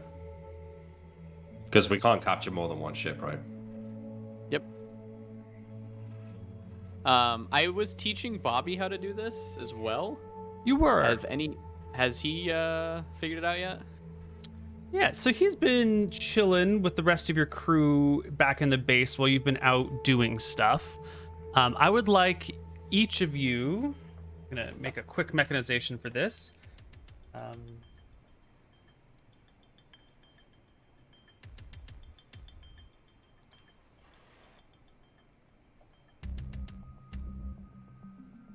And need a 4th thing for which to roll. We'll just have 3 then. So I'm gonna ask you to make me a D20 plus your level roll. 3 of you do that. One of this is going to be see how well Bobby is coming along with his training. A second roll is going to be for the general morale of your people back at the base. Like, how have they been doing? Are they happy? Are they getting frustrated? Yada, yada. And the last roll is going to be for, like, events that may have happened at your base. This roll is not like a 21 or higher is necessary as a success, but the higher you roll, the better. The lower you roll, the worse. And then your things will just get better as you level in general, because we'll be rolling a d20 plus your level. 6, 7. So somebody, Nilram, how about you roll for Bobby? Give me that d20. I rolled a plus. 17. If you want to roll it again. Oh, no, that's fine. I just didn't see it happen. Where is my... You rolled a 17. Okay, so Bobby has gotten pretty good at carpentry. There's not been a lot happening for him. He's been just sort of chilling here, taking flack from some people, giving flack back out, and he's taken to like carving with a knife. Apparently, when he's carving with a knife, Wiley gives him a little less shit because Wiley has also got a knife on him and likes to play and carve things with it. So the two of them have been able to bond over woodworking together a little bit. They work their wood together. So Bobby is learning to do this, and you feel like if you left him alone and he takes like 3 weeks, he could probably do it right in 3 weeks. Okay. Who wants to roll for the morale of the party at the base? I think I Potato technically already rolled for that. rolled, Yeah. so that's Already rolled for it. All right. Yeah. Well, Bobby and Wiley are pretty pleased, but Janet and John Brophy are kind of bored, and their boredom is causing them to stew a little bit. They don't have a real task at hand. Sure, one of them, is pretty good with accounting and keep your numbers in check, but there's a lot of downtime, and they feel adrift, a little purposeless. One of them's the cook as well, right? So Yes. They Yep. got stuff to do. One of them's the Yeah, a cook. Cook. what? Oh, sorry. Chef. It's different from, cooking your own food versus being, hostage and forced to cook for And people. you got to cook for 4 people, and then you got the whole rest of your day, And what are you gonna do? You can clean the base, and you can cook, and clean the base and cook. But after a little while, She can make preserves, jams. okay, Let her know. Tell her that. Yeah. Any pickled onions here? Or really? You've got vinegar. You've got onions. What's the problem? okay. Nick is a true ladies' man, huh? That's right. Pickle those onions, honey. You know what I mean. And Nice let's and have one other person Genius. roll for what's been going on at the base, non-morale wise. Like, are things breaking? Have things been improved? What's the situation? You do it, Archie. Yeah, I want Archie's like god rolls on this one. Yeah. What do I roll? D20 plus your D20 plus character 5. level. I think I'm level 5, right? Mm-hmm. Yeah. Slash RD20 plus 5. Yeah, things have been going well at the base. Nothing's been broken. Nothing's been like torn down. What little improvements have been made are like mild quality of life differences. Like they fixed the table, which was a little bit wobbly, and everything is tidy and kept up. But there's no one's like had a breakthrough on a way to improve quality of life. But at the same time, nothing's really fucked up. None of the food's gone bad. The water supplies are still working out great. Things are just. They're maintaining nicely. Yeah.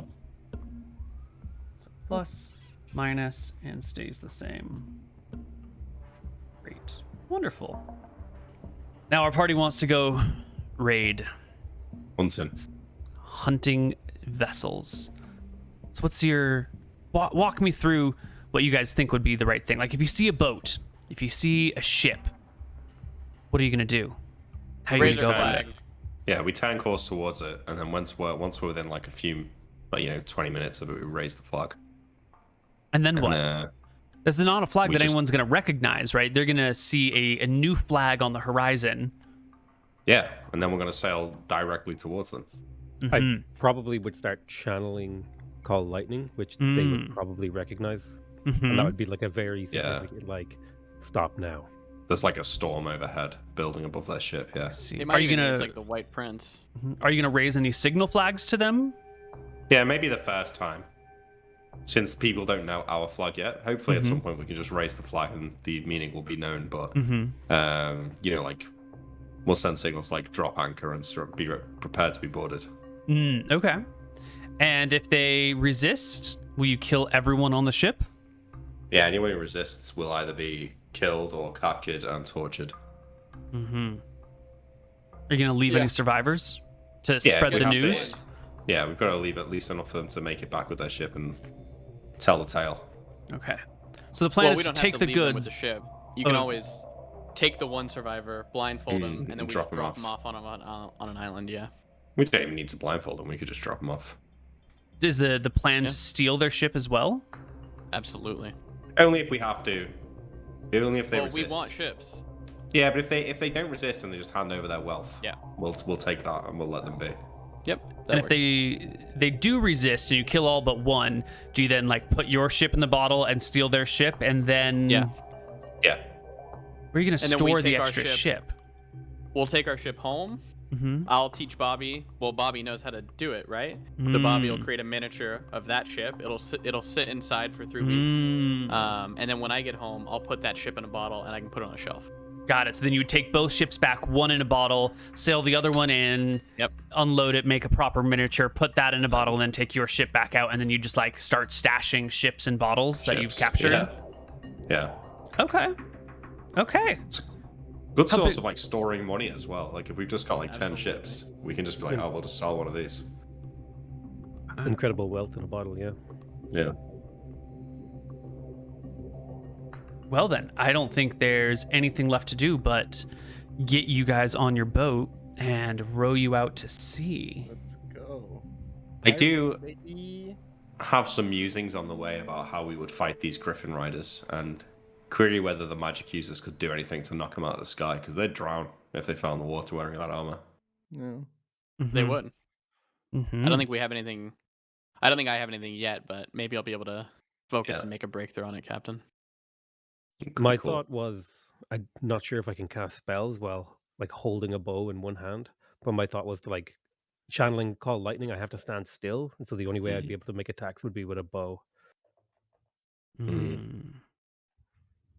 Well, if they were coming to our ship, I don't think Core Lighting would be the appropriate spell there. It would be that's better for like destroying their ship, right? But if it was just the Griffin Riders coming to attack us, I think I can hold the actual like firing of call lightning for when they swoop in. okay, and hit them So that directly would, with it. yeah, so that would be like the equivalent of like an anti-aircraft flak cannon, you know. Yeah. All right. Captain, do you want me to to cast lasting breath on you, so you can get on people's ships? I can do it on one creature per level. It'll last 1d4 rounds plus 5. So if we all do it, it'll last at a minimum of 6 minutes. That's pretty good. That's enough to swim the distance between somebody's ship, but I would probably plan to like throw a rope over and lasso, and we can like pull ourselves closer or climb over. Makes sense. That way we can all get across. Okay, I'm gonna take 4 magic missiles and a lightning bolt, then the other random shot. All right, everyone prepare your spell lists, get your gear ready, and then are you heading against the current or with the current? Whatever we want to go against. Yeah. You want to We head? want to go against. We want to catch people coming. Okay. Yeah. Yeah, with. Yeah. Great. So we're gonna go counterclockwise, and I'm just gonna tell you about the ships that you see that you run across, sort of. Cool. At random. Here we go.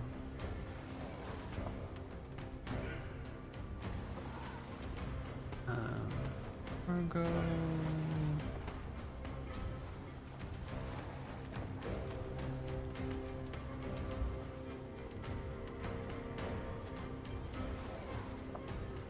And this one is a excellent.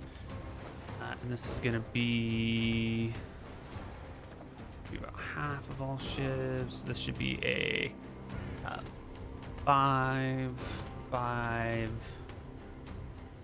3, 2, 2, 1. Here we go.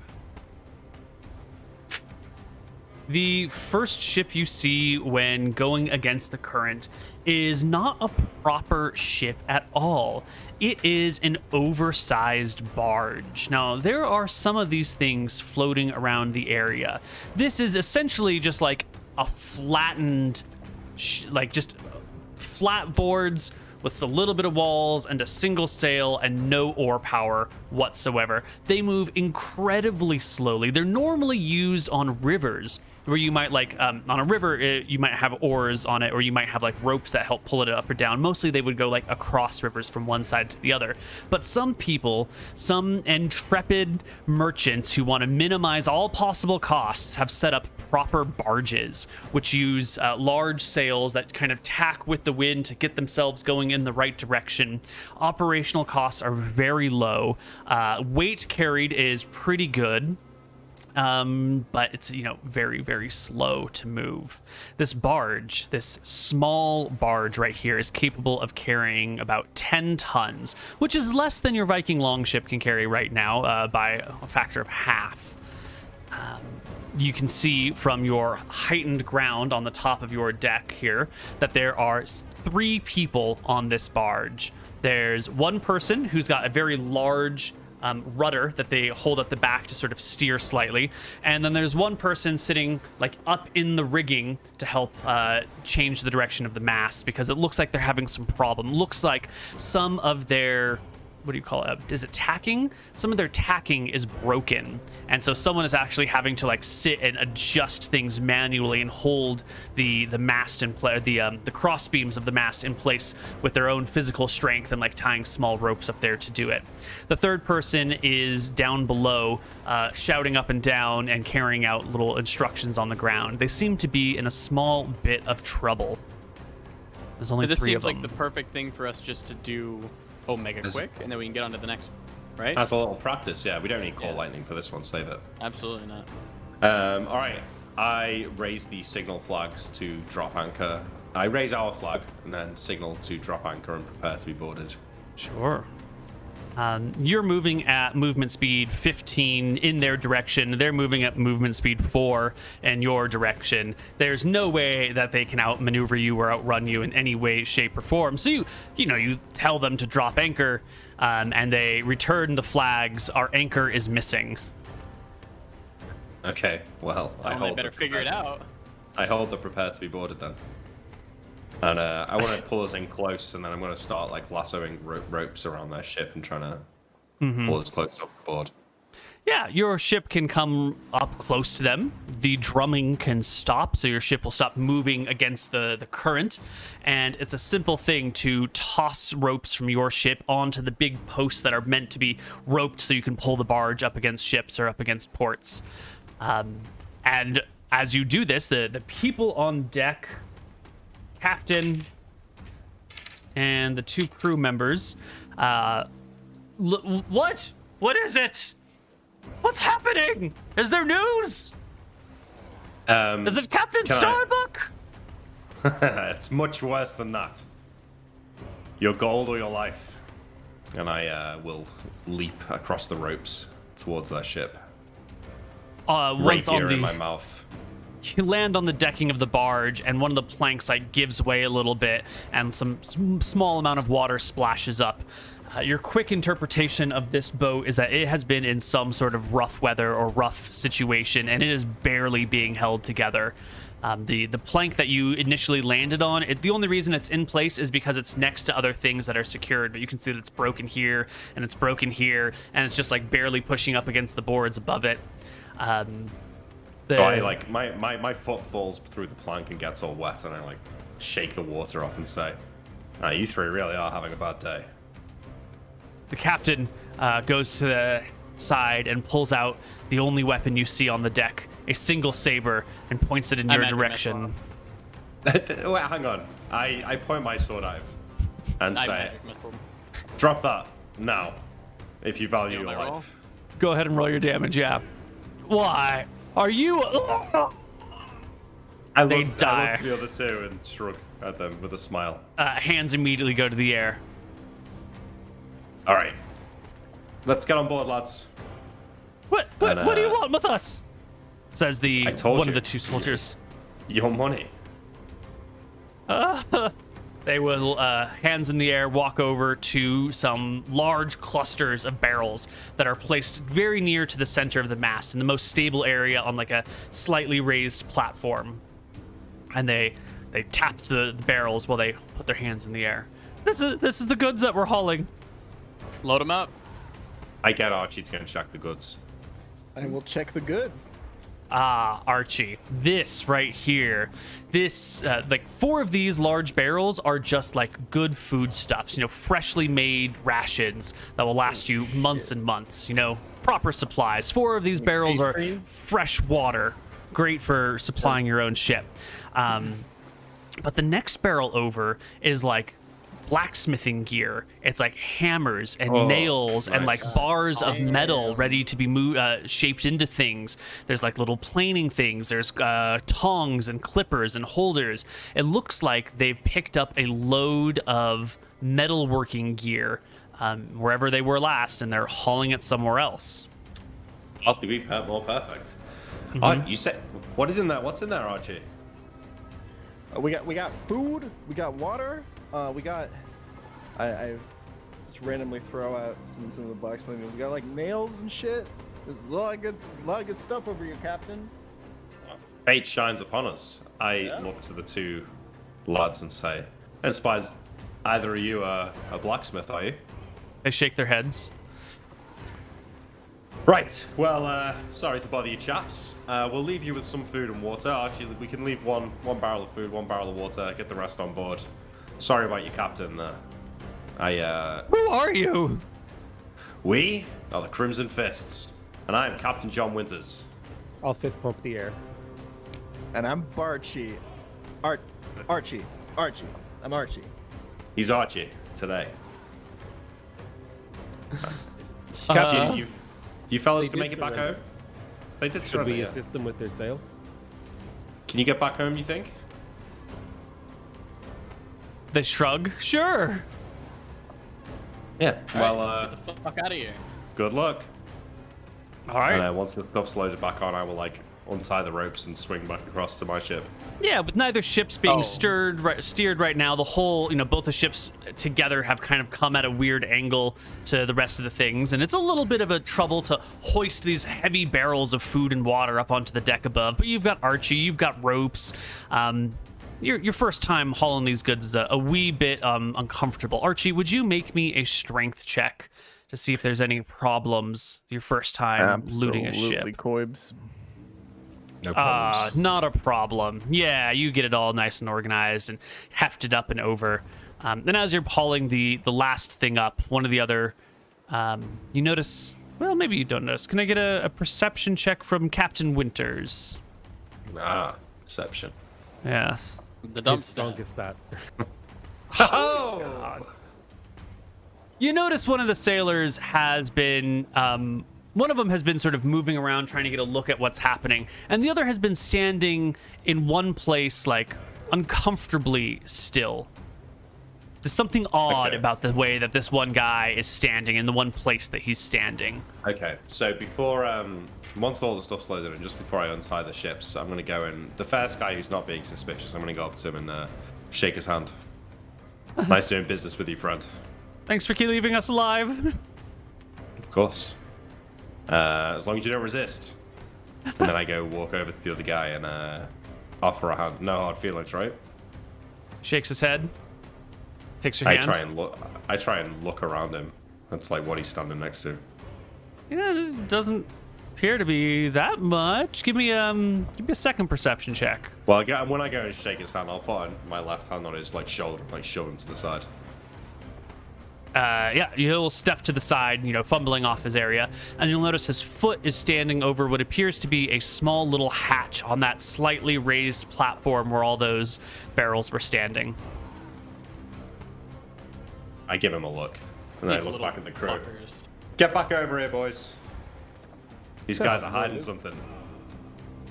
You know what we do to people who lie, Captain, right? I draw my rapier and point it at the guy's chest. I didn't lie. I just didn't say anything. A lie of omission May is as a well lie. be lying, yeah. I say we string him up to the, and I'll point to our, we have like a mast, right? Mm-hmm. Say we Yeah. string him up there, Captain. Let him die of Exposure. starvation, exposure, and dehydration. Fair enough. Crew's spoken. I point to the last guy and say, "You're not going to make it back home now, right?" I'll float with the current. Someone will pick me up. Looks like you're coming with us, lad. All right, get down to that hatch, find out what's down there. Get this one on the ship with us and tie the other one up to the mast. Let's go. I'll signal Archie to let's tie this guy up. All right, I'll try to tie that guy up. The one who is standing on the hatch, he'll attempt to resist Archie. As you go to tie him up, he throws a surprise punch in your direction. and rolls a natural one. No. It is a whirling punch that misses you. He trips on some rope on the ground and, like, wham, hits the deck for 1d2 damage with his 1d6 hit points, almost knocking himself out unconscious. But he, like, you know, he hits the corner of something and he's got a big bloody gash across his forehead. Archie will visibly cringe at the worst punch he's probably ever seen thrown. He's extremely offended at someone sullying his art like this. He's gonna facepalm. Jesus Christ. Nilram will get the rope ready to put him up there. You can tie him up or, you know, bring him onto the other ship without too much struggle. He's sort of dazed from the impact. And with the two of you strong-arming him, the threat of magic missiles and rapiers, you can bring him to the ship. Meanwhile, Captain Winters and Sail are taking a look at this hatch or nearby the hatch, and you can see that it is locked. There's a key of some kind that would fit right down into this little hatch. Yeah. Well, I say to the other guy, where's the key? Captain keeps it somewhere. I don't know where. Right. I'll go and check the captain's body for the key. You're in luck. It's in his pocket. Easy I was gonna peasy. torture the guy if we hadn't found it. I open the hatch and then say to Sail, after you. No, Alright, it's just a up small there? hatch. It only really goes, you know, a couple Oh, inches right, down. okay. It's just a lockbox down here where money is kept. You can pull out Diamonds, mithril. Oh, yeah. 111 silver, 111. Yeah. 73 gold, Good. Yeah. and that's it. What was the 1d8 minus 4? It doesn't matter. It's fine. Yeah, it's We just lose- It's a number. nothing there. I We dropped lost 3 mithril, platinum Nick. overboard. Yeah. All right. I want to leave the ship just stranded here. I'm going to take the one innocent guy and I want to drop him off at the next island. Right. Well, the next island would be Port Ferris. You hadn't gone very far at all before you ran into this person. This Can we just keep little the barge. ship tied up and keep going? I think. Yeah, we're- let's not go back Yeah. to Port Ferris. Yeah. We're just gonna Alright. keep going. So you tie Next one time we're near human an being island. to your mast as like this is what happens when you lie to us, right? Yeah. Yeah. And you leave the other person just as tied up on the boat somewhere. Yep. We have a Great. below deck thing, so we'll throw him down there. I know it's not big, but Right, it's a something. small little hatch. Yeah, you can chuck them down there. Okay, easy peasy. First ship, got some good cargo, got some goods. Next ship, whoop, wrong die. Next ship you run across is a small cargo ship. It's not as big as the one that you had just robbed. It is what we would call a nar in this situation, is the scale of the ship. It carries...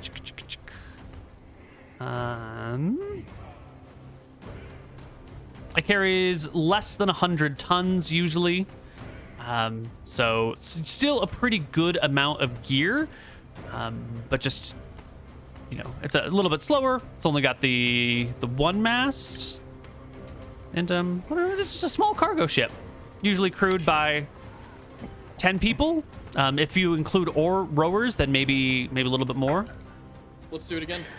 Yeah. Should we give the guy that we tied to the mast? Should we give him the brass knuckle branding?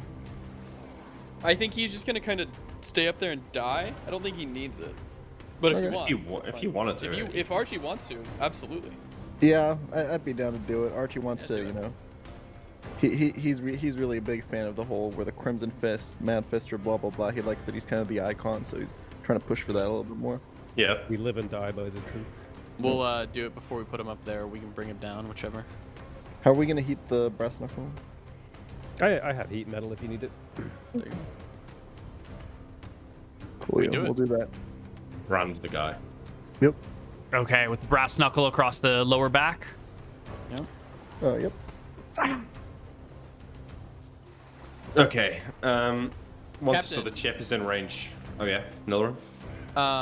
Just in the future, I like what we're doing right now, but I think to make it so they never know where we're gonna hit, let's treat the islands like a clock. Let's roll a dice, a d12, and wherever on the dice it hits is where we go next. So it's always kind of random. We're always hitting somewhere on the clock, whether 1 o'clock, 12 o'clock, 3 o'clock. Thinking like a true serial killer. I like the way you think, Norin. But right now we're good. We're good to keep going. Yeah. Okay. So I raise our Crimson Fist flag and then look through my spyglass at their ship as we hurtle towards it. You also tell them to drop anchor, right? Well, I'm going to just get a look at them first. But Okay. Yeah. You look across at the Nar over there, and you'll see that on the deck of the ship, there are some cargo goods, but there are a lot of people on the deck of the ship. It looks like this Nar is carrying passengers. Lots of passengers. Good. Perfect. Big All right. ransom. Seeing that, I close my spyglass, pocket it. Sail should cast his lightning, right? Or get Yeah. it ready. Yeah, let's get it Yeah. ready. All right, I'll give Sail a begin nod. casting. All right. And I will raise the signals for drop anchor and prepare to be boarded. The Crimson Fist rises, sail anchor. No, drop anchor, prepare to be boarded, and the storm gathers overhead. Static begins to like run across your backs. You can feel everything beginning to like stand on end, the taste of metal in your mouth. And we will find out how this encounter goes on the other side of our break. See you guys soon. Wonderful. Hello, everybody, and welcome back to Tides of Death. Our party is approaching a vessel. And yes, they see the man attached to your masts, still alive, slowly dying. And when you say drop anchor and prepare to be boarded, the Nar immediately takes evasive maneuvers. And since you're going one way and they're going the other way, they try to like bolt to the side to get past you. And we're gonna have to do some opposed seamanship checks. We're gonna need Archie. You're already rowing it, so you're good. Captain John Winters, you're at the helm. I'm gonna need you to make me your best. Is it seamanship? It's usually Nilram that does the navigation. Usually this is navigation. This is I'm not gonna navigation. Yeah, this is like being able to call out how to maneuver the ship in this direction or that direction. Do we need to trim the sails here? Do we need to like pick up the pace with the oars or slow them down or half slow the oars and half Don't speed worry, the don't worry. oars? I've got it. Easy. I need your very best seamanship check, Captain. You got it. 30. Ooh. 30's pretty good. They will be rolling, Bum, bum, bum, bum, bum, bum. and then off a will +1. your ship is a little bit faster, quite a bit faster actually, so Especially I'm with- going to give them a penalty. And it's not going to go well. They do their best to outmaneuver you, and they can sort of get past you a little bit by going to this side, and you'll have to turn around and come up from behind them. But once you're on their tail, none of the tricks that they try are good enough. Their ship is just too slow and unmaneuverable. They do their best to outpace you, but you will catch up from them behind, bit by bit by bit. I I signal. want to talk to the captain real quick. Okay. Captain, when we get within 90 yards, do you think it would be fine if I just lightning bolted the deck to show wanna that we sink- mean business? We don't want to sink that ship. No, it Paul, won't hit lightning- the ship, it'll hit the people. Has already been started. Yeah, that's been gone, yep. Right? So, and starting actually right about now, because it's 10 minutes after first being cast, you can start bringing lightning bolts down on them if you wish, Sail. Yeah, Is that I what think you we would don't like need to your do? lightning bolts. Keep hold of it. Yep. No, I'm gonna hold it ready, but I would ideally. So, if I have like a bow in one hand, could I, and I take a round to concentrate, would I be able to use one hand to actually fire off the lightning bolt? Let's Because I see. think once it's cast, I just have to remain stationary. I think. Like I'm basically a turret. The caster can call down one bolt per turn. The caster need not call a bolt of lightning immediately. Other actions, even spell casting, can be performed. However, the caster must remain stationary and concentrate for a full round each time a bolt is called. Yeah, so now that there's this storm brewing overhead, you can use your bow. You can do other stuff. You can like even walk around the ship, but if you want to bring down a bolt of lightning, you need to like stop in a position where you've got line of sight and concentrate for one round. So Oh, okay, so I have a lot more mobility than I thought. That's yes, cool. Yeah. yes, but you do need a full round to bring down each bolt. Well, I think I want to signal. Can I just signal any words like surrender or die, basically? And then I give Sail the signal to give a warning shot. Okay. Yes, you can string up flags to say surrender or die. It takes a little while if you're going to spell words out exactly, but you can. And you will see on their ship, on the back of their ship facing you, there is a man, an older man with a short gray beard and long wispy mustache, who has been brought a shield by some younger person nearby and is also putting on like chain armor over his body. And he's got an arming sword at his side. This looks to be like some sort of professional warrior who's on Captain boat. calling that out? Yeah, I see tell the this guy. captain I that he point should to hit him. with a lightning Yes. Yeah, lightning bolt him, Sail. bolt. Sail, get him. I will Can cast, Sail see him to lightning bolt him, or does he need the spyglass for a moment? Oh yeah, how close are we? Bum, bum, bum, bum.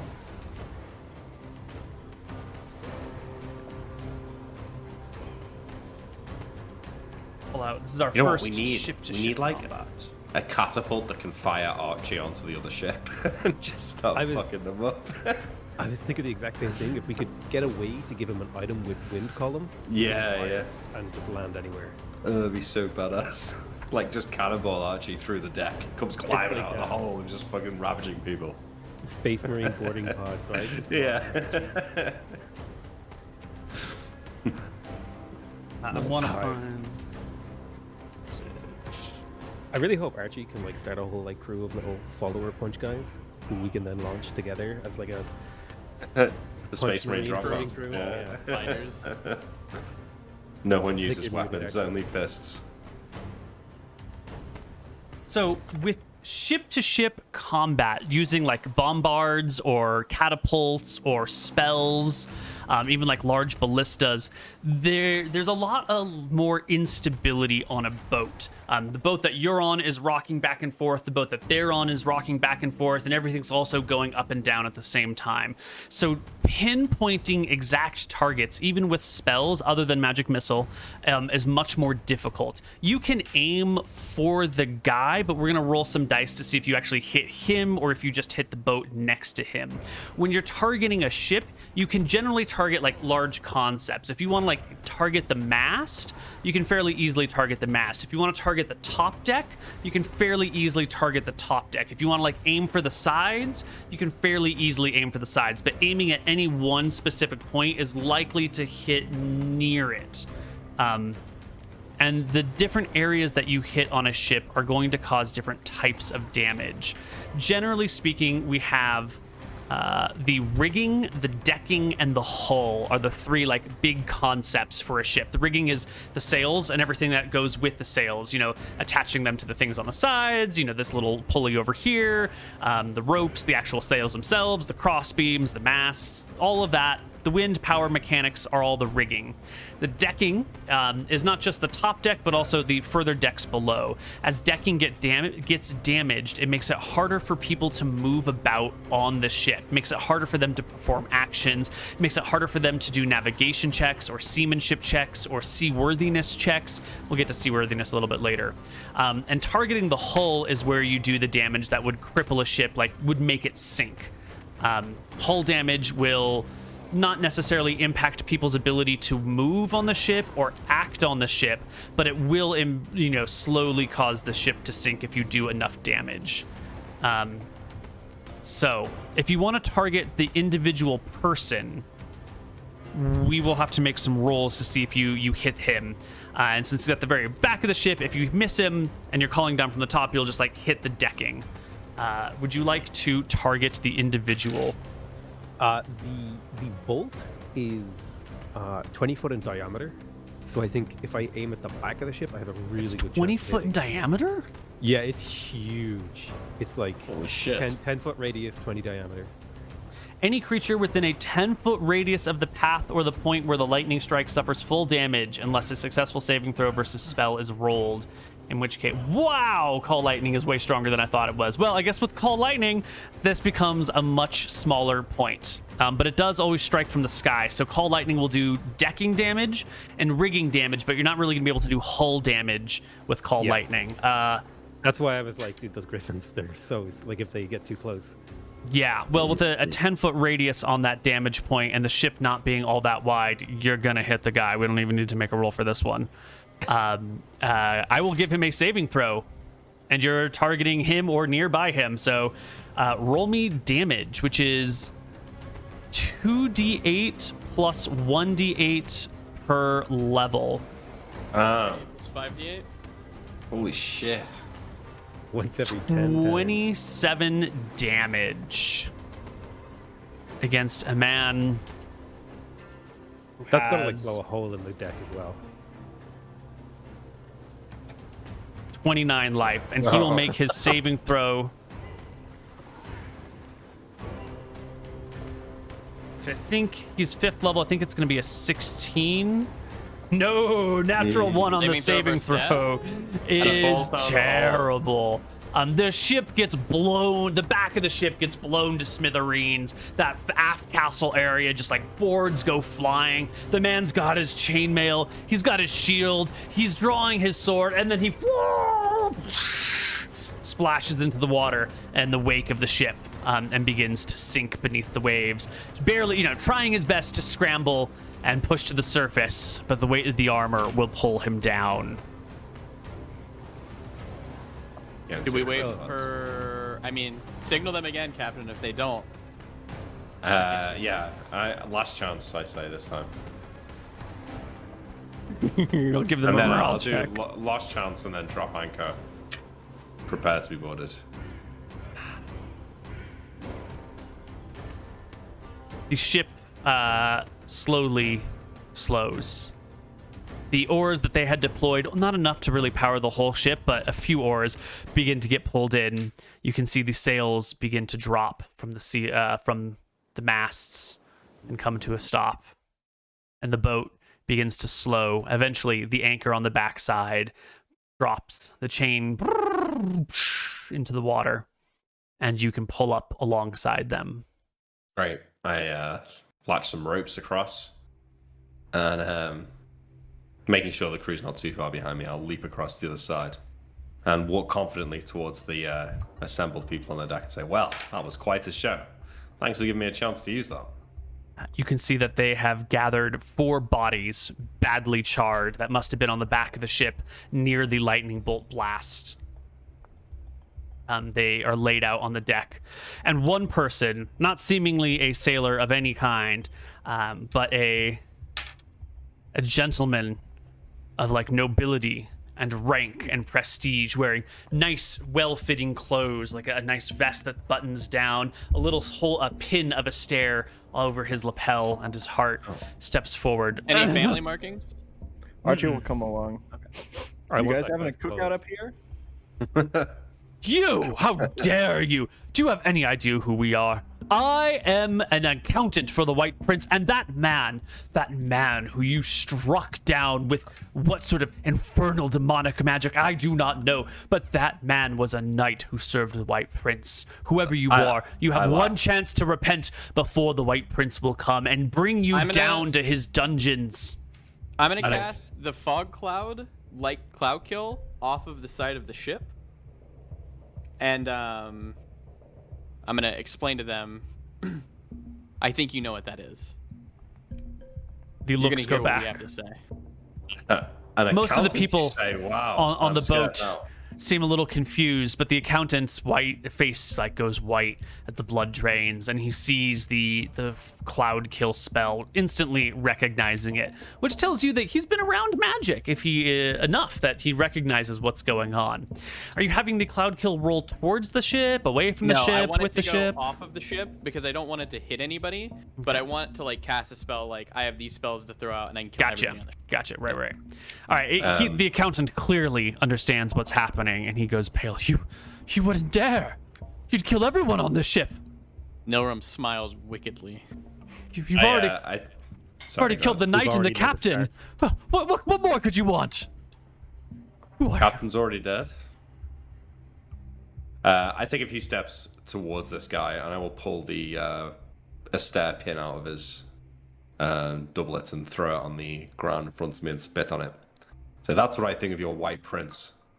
Now, the rest of the men on this ship, are you going to die for this cur?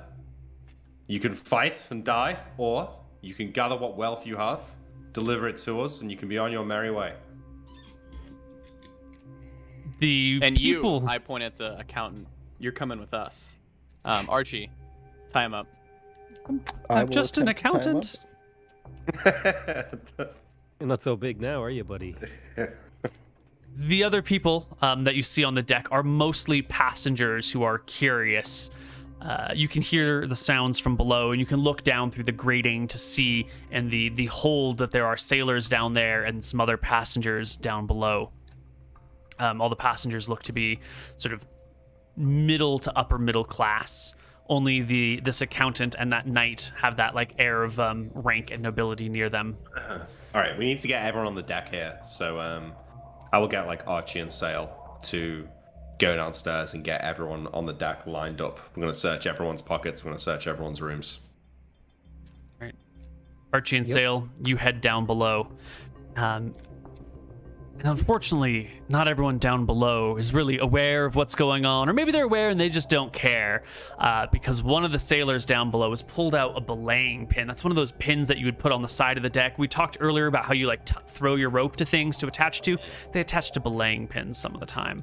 And he's got one of these like makeshift weapons in hands. And when Archie and Sail come down the steps into the darkened hold, the guy whose eyes are already adjusted keeps his belaying pin on hand and tries to ambush you with a thwap. Which one of you was heading down the stairs first?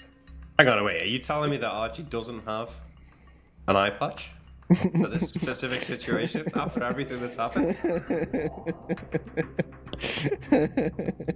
guys messed up. Who's going down first? I think we could roll for who goes first. Sure. Whoever gets higher on a d20. Yeah, the two of you roll me a d20. Whoever got higher goes first and is subject to this attack roll.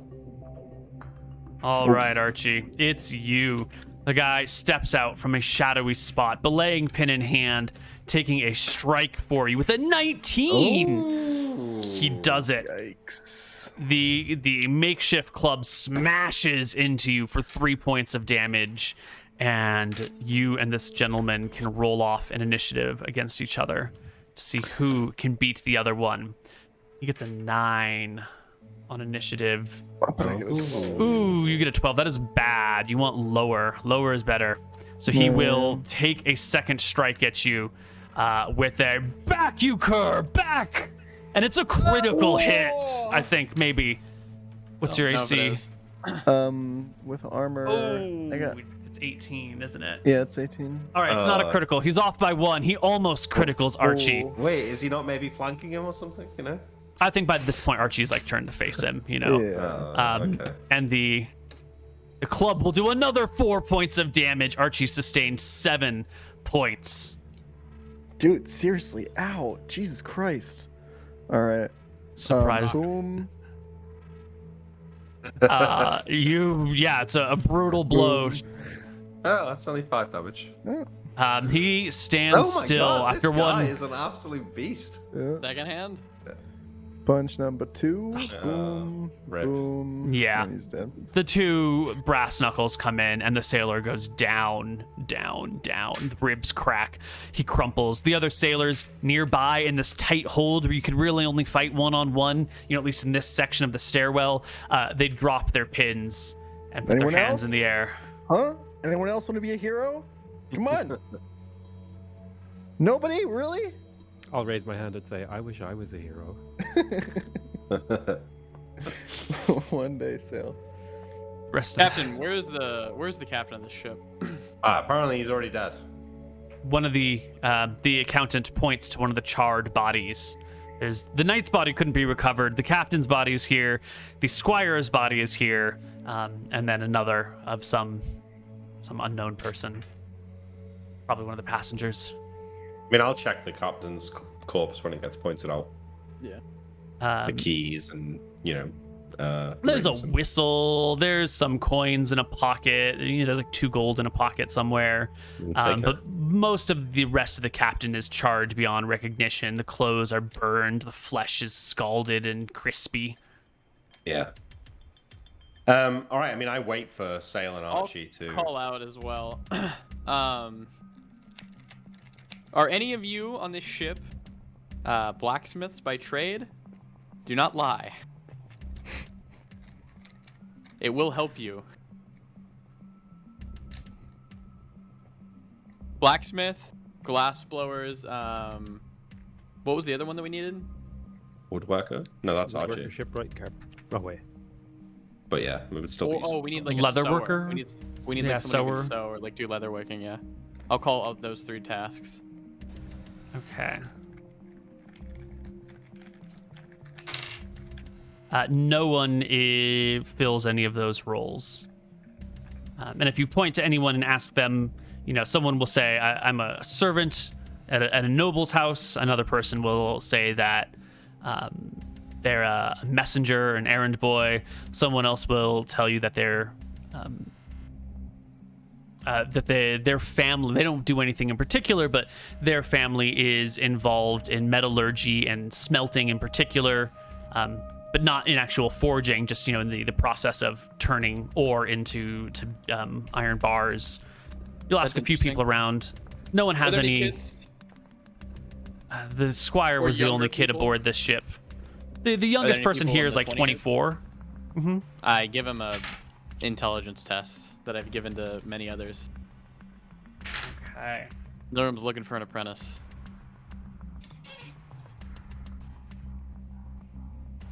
This young woman has Gonna be a 14 intelligence. Not enough. No? Okay. Take that back. Sorry. They all seem to be passengers going from one place to another. Most of them are bound for Oaktown. A couple of them are bound for Yuma, and another one is bound for Port Augustus. I'm gonna go around with like a bag and hold it out and see what everybody drops in.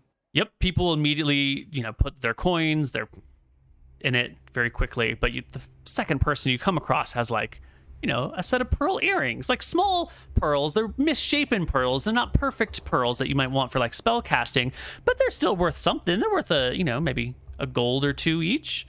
I hold the bag there for a few more seconds. Nothing. Uh-oh. I magic missile them.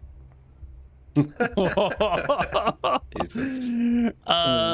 Yeah, this random civilian with D6 HP is blown apart. I take the earrings off of her, and I continue going. I'm gonna yell out the next person who doesn't hand over the goods, and we sink the ship. All right. The next few people drop their goods in until you come across a married couple, and they put all their wealth in there. But you can see that they leave their gold wedding rings on their fingers and sort of like finger them, but like hold them on their hands, sort of like I don't want to give it up. I'll step up behind Norm and say, "That's all right. Let them keep it." I was already typing out the roll. I'm sorry. I'm gonna split it. All So right. 4 damage to the lady, and then 7 damage to the guy. Okay. 6, 7. Yeah, because +1. Sorry. So the I'm fine the with stuff these husband days. is dead. The lady takes 3, and so she the takes magic 4. missiles 4. Because it's 3d4 plus 1. Oh, Or, okay. sorry. So Yeah, so it's 4, 1d4 plus 1. okay, I just got didn't it. split it correctly. got it. Yeah. So they both go down. I grab them. I pick up the rings. I put them in the bag, and I continue on with one Wait, more no, magic no. missile. Now we're gonna have to sink the ship. Yeah, I'm gonna turn on Dad on the ship.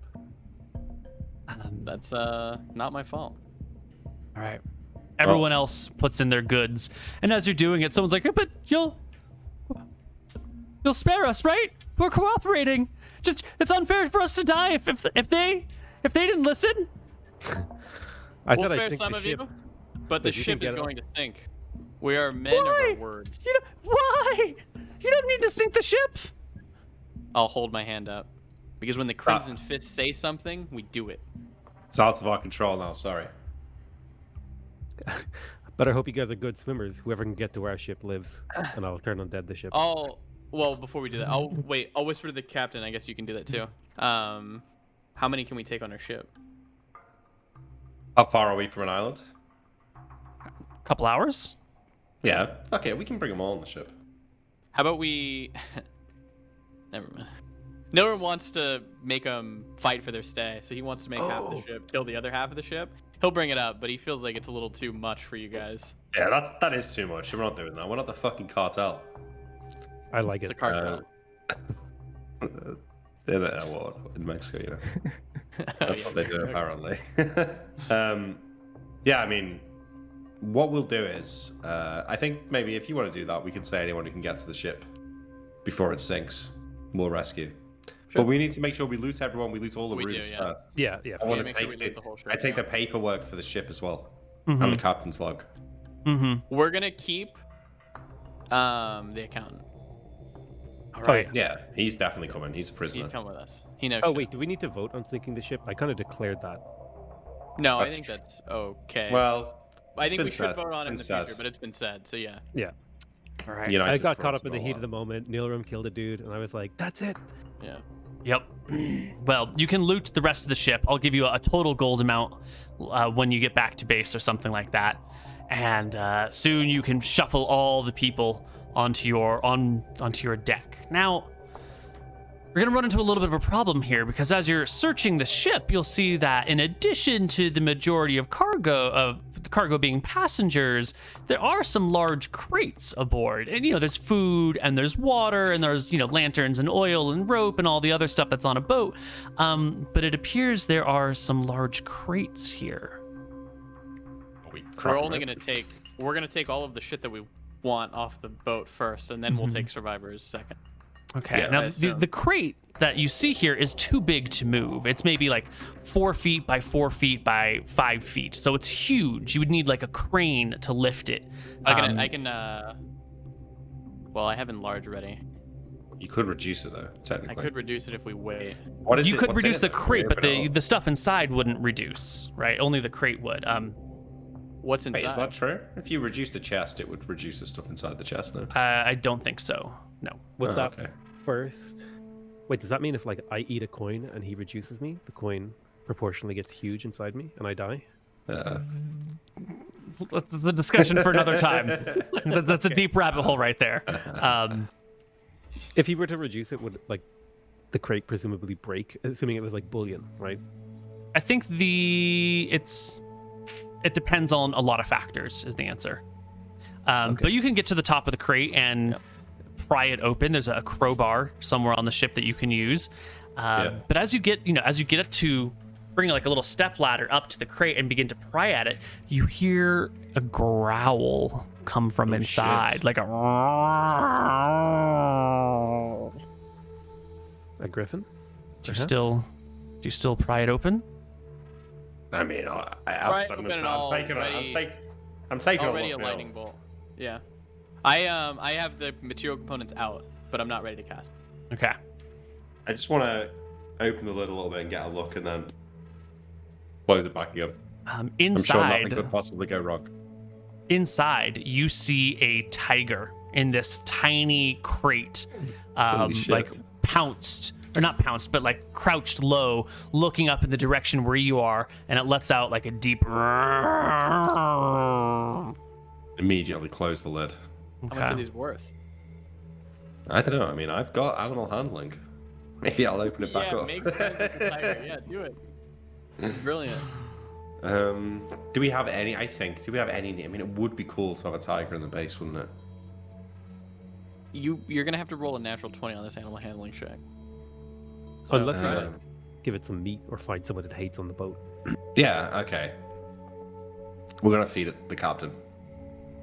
The charred captain. Yeah, it's already cooked. Because I'm doing this while they're getting all the people on the boat and looting all the stuff. Right, I've got time to kill, so I'm imagining 2 people have to keep an eye on the passengers and crew while 2 people can loot. Okay. You wouldn't want anyone to like try and escape and take your ship and flee in the moment. Absolutely not. I So feel what are you bad gonna- about leaving the tiger to die. I need to hack off like parts of this person, like a leg or an arm. Yeah. I haven't got a slashing weapon. If only you had someone with I'll a hand you my butchery dagger. proficiency on hand. Oh, Hey, yeah, okay. Well, when I've got a moment, I'll call Archie over to dismember Sail. this person. Oh, it's Sail, right? Sorry, yeah. Yeah. Sail, you give me a hand over here. Yeah, I'll come over and help him butcher up a nice steak. Nice Yeah. captain steak. The retching of buddy. the gentle people on the ship pervades the soundscape and the smell. They watch in horror as you butcher the captain and feed him bit by bit to a tiger trapped under deck. Animal As I'm- handling check. Yeah, okay. So I feed the tiger a little bit first, and then I want to Oh God. You gotta like I pry need open someone- the crate and lift the edge a Yeah. little to like toss in the food. Yeah.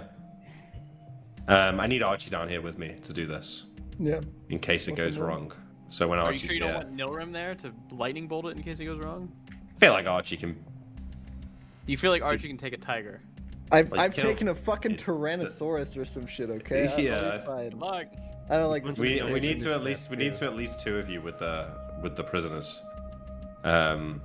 So yeah, Archie's down here, right? I'm gonna pry open the front of the crate and throw in the rest of the body to the tiger. And now it's like in front of me, and it could attack me if it wants to. And I'm gonna try and hit it with my animal handling check. Go for it. This is pointless. Like, Natural what's the one. point of this? There's no way I can bring it on the ship and keep it. Barbo got a Yeti It would be before. so sick.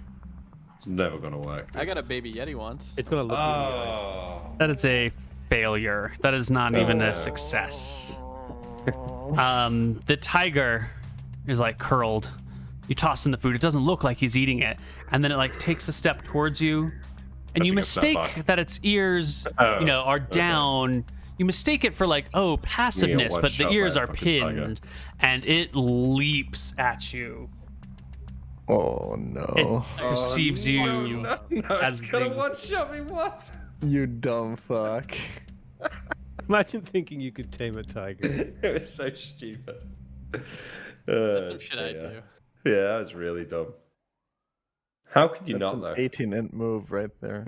Yeah. D20 plus 5 to hit. It gets 3 attacks, 2 claws, and a bite. He's not surprised Okay. though. I'm parrying the bite. In So fact, here- wait.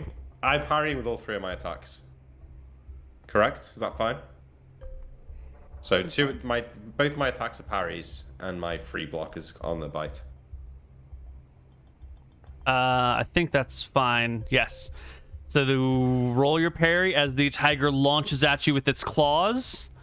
A 20 and a 16. Okay, the 16 will miss. These are the claws. So here's my first block.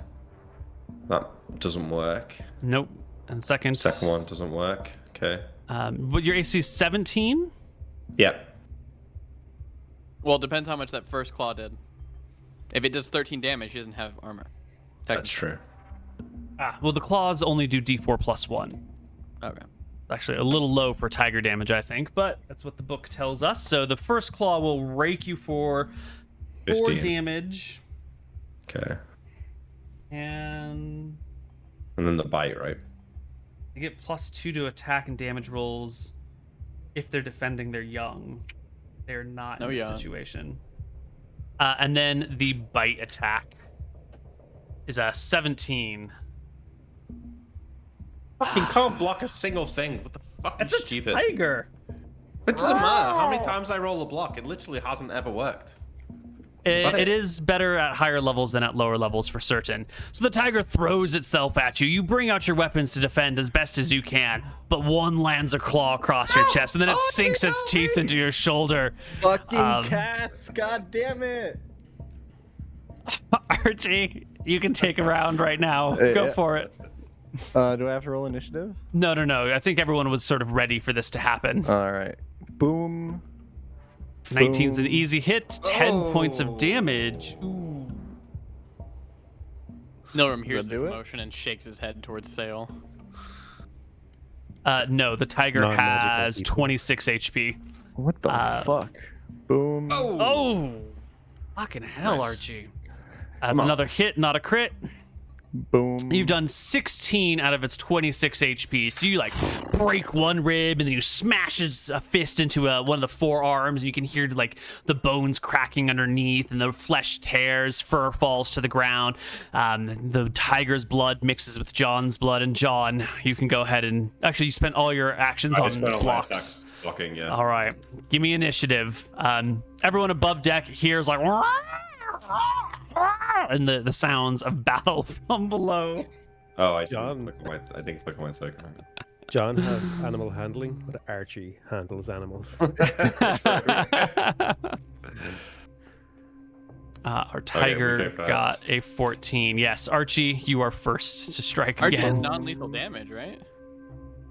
Ah, fuck that. Only if he wants. This was a stupid idea. Let's just kill it. 14 No, Archie AC gets on the straight tiger. killed. You do hit it. One more Boom. time. Bring it down to 5 hit points. Offhand, Oh, you boy. finally critical the tiger in the skull with a brass knuckle as it's reeling from your last blow. Go ahead and roll me 2d6 plus 4 for damage. That'll do it. 5, 6, 7 points, and the tiger goes down. I look at Archie, blood like leaking from my shoulder and chest. What did I tell you about cats, John? You never cease to amaze me, Archie. Holy shit! That was fucking crazy. I don't know what I Magic Man expected, said I really. couldn't do it, by the way. I just want to point that out. I mean, he watched you beat that dinosaur to death. I don't know what his deal is. Well, do you know what though? I don't. If I'd have killed it, I could have killed it. If I'd have killed it, I'd have ruined the pelt. So that's why I was just defending. Now it's in it perfect makes condition. Yeah, no, I know. Yeah, you're right. Perfect. Just as I planned. All right. I want to drag the corpse of the tiger upstairs and throw it in front of Nilrim's feet.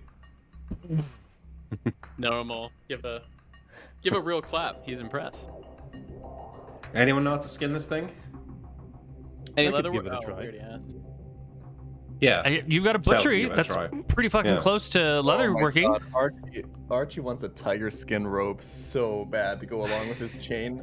Can you imagine? Oh yeah, it would be like a boxer, right, coming into the ring. Yeah. I want Badass, to like yeah. hold up the claws of the cat and be like, Archie, is this like the size of your fist? It could make you like cool gloves. Oh shit. Fingerless tiger gloves with like tiger claws on them. Oh shit, yeah. Normal call out as they're doing their thing. What skills do you guys have? We're not taking all of you. Be honest. And it will The set you sailors free. can sail, they can row, they can man a ship, they can trim the sails, they can do all those things. They emphasize their sailing abilities, highly useful. A lot of these other people are sort of like servant class folk who are visiting friends and family. There are a couple of they're not merchants, but they're of the merchant class. They would be like maybe not merchant class, the wrong way to put it, but they're like scribes Yeah. or heralds, useful people who have skills, but not necessarily all that for applicable us. to you. Yeah. And then there's a couple of just, homemakers who are off to visit family. and So have- there's scribes, right? yeah, One of there's them's like, I work in marketing. They deal with documents a lot, right? there's 2 scribes on deck. I'll That's take not- one of the between the- scribes. Between the scribe and the accountant, we might actually be able to forge Yeah, I some agree. documents here. True. We'll take you 3. I pointed the 2 scribes and the accountant, and then I also call out who would stand here on this deck in front of a stair and say fuck a stair and fuck the White Prince. Ooh.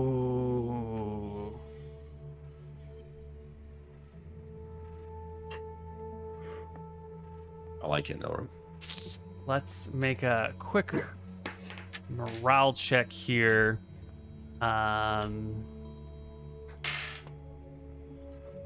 Okay, so we're gonna roll. There are about 20 people, 25 people remaining. And anyone who rolls greater than a 12 will... No, it needs to be less than a 12. Less than Will 12. say... Will join that. So 18 of the 25 people are happy to immediately denounce a stare right away. Wait, No, it's only 2 of the 12, right? Because you need to roll less than. 12 Most or people less. rolled a 12 or less. Sorry, Yeah, you got it right. Yep. Yeah. Bad So roll.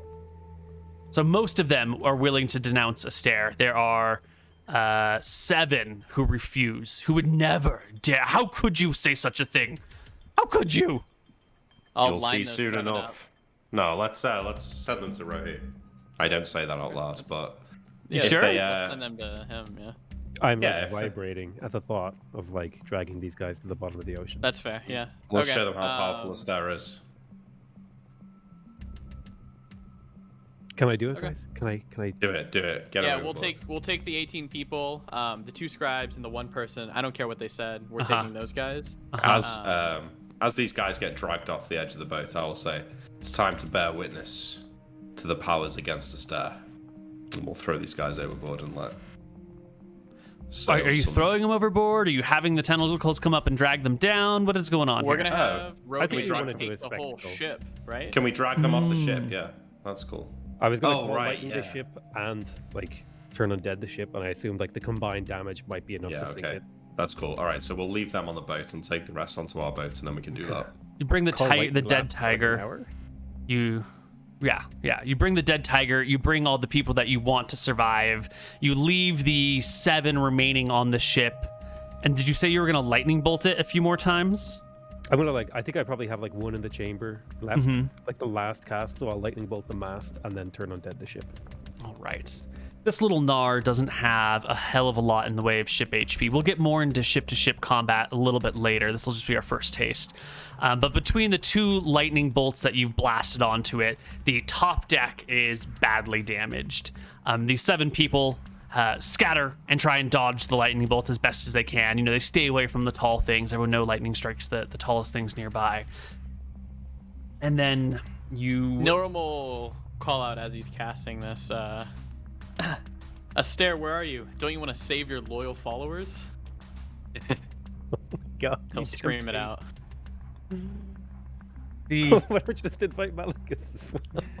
the accountant drops to his knees next to you, Nilrum. Please, by the great and powerful Astaire, please, I beg you to save these people's lives. They haven't done anything wrong. Norm will smile at him and say, All they've done Pray is to worship Astaire. the greatest god. How could you condemn them to death for? "Don't seeing-" talk to me. Talk to him. Pray to your foolish god. See if he'll save them." He clasps his hands together at the edge of his boat and begs Astaire, law of order, god of law, to save these people. Go ahead and give me your 2d6 and your d20 sail for your turning abilities. 9, up to 9 people. Excellent. Ooh, a 3 on the d20 is not great.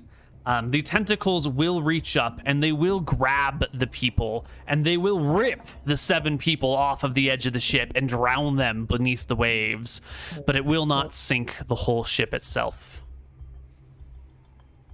I'll look slightly embarrassed and then fire off my lightning bolt. Or have I already done that? Yes.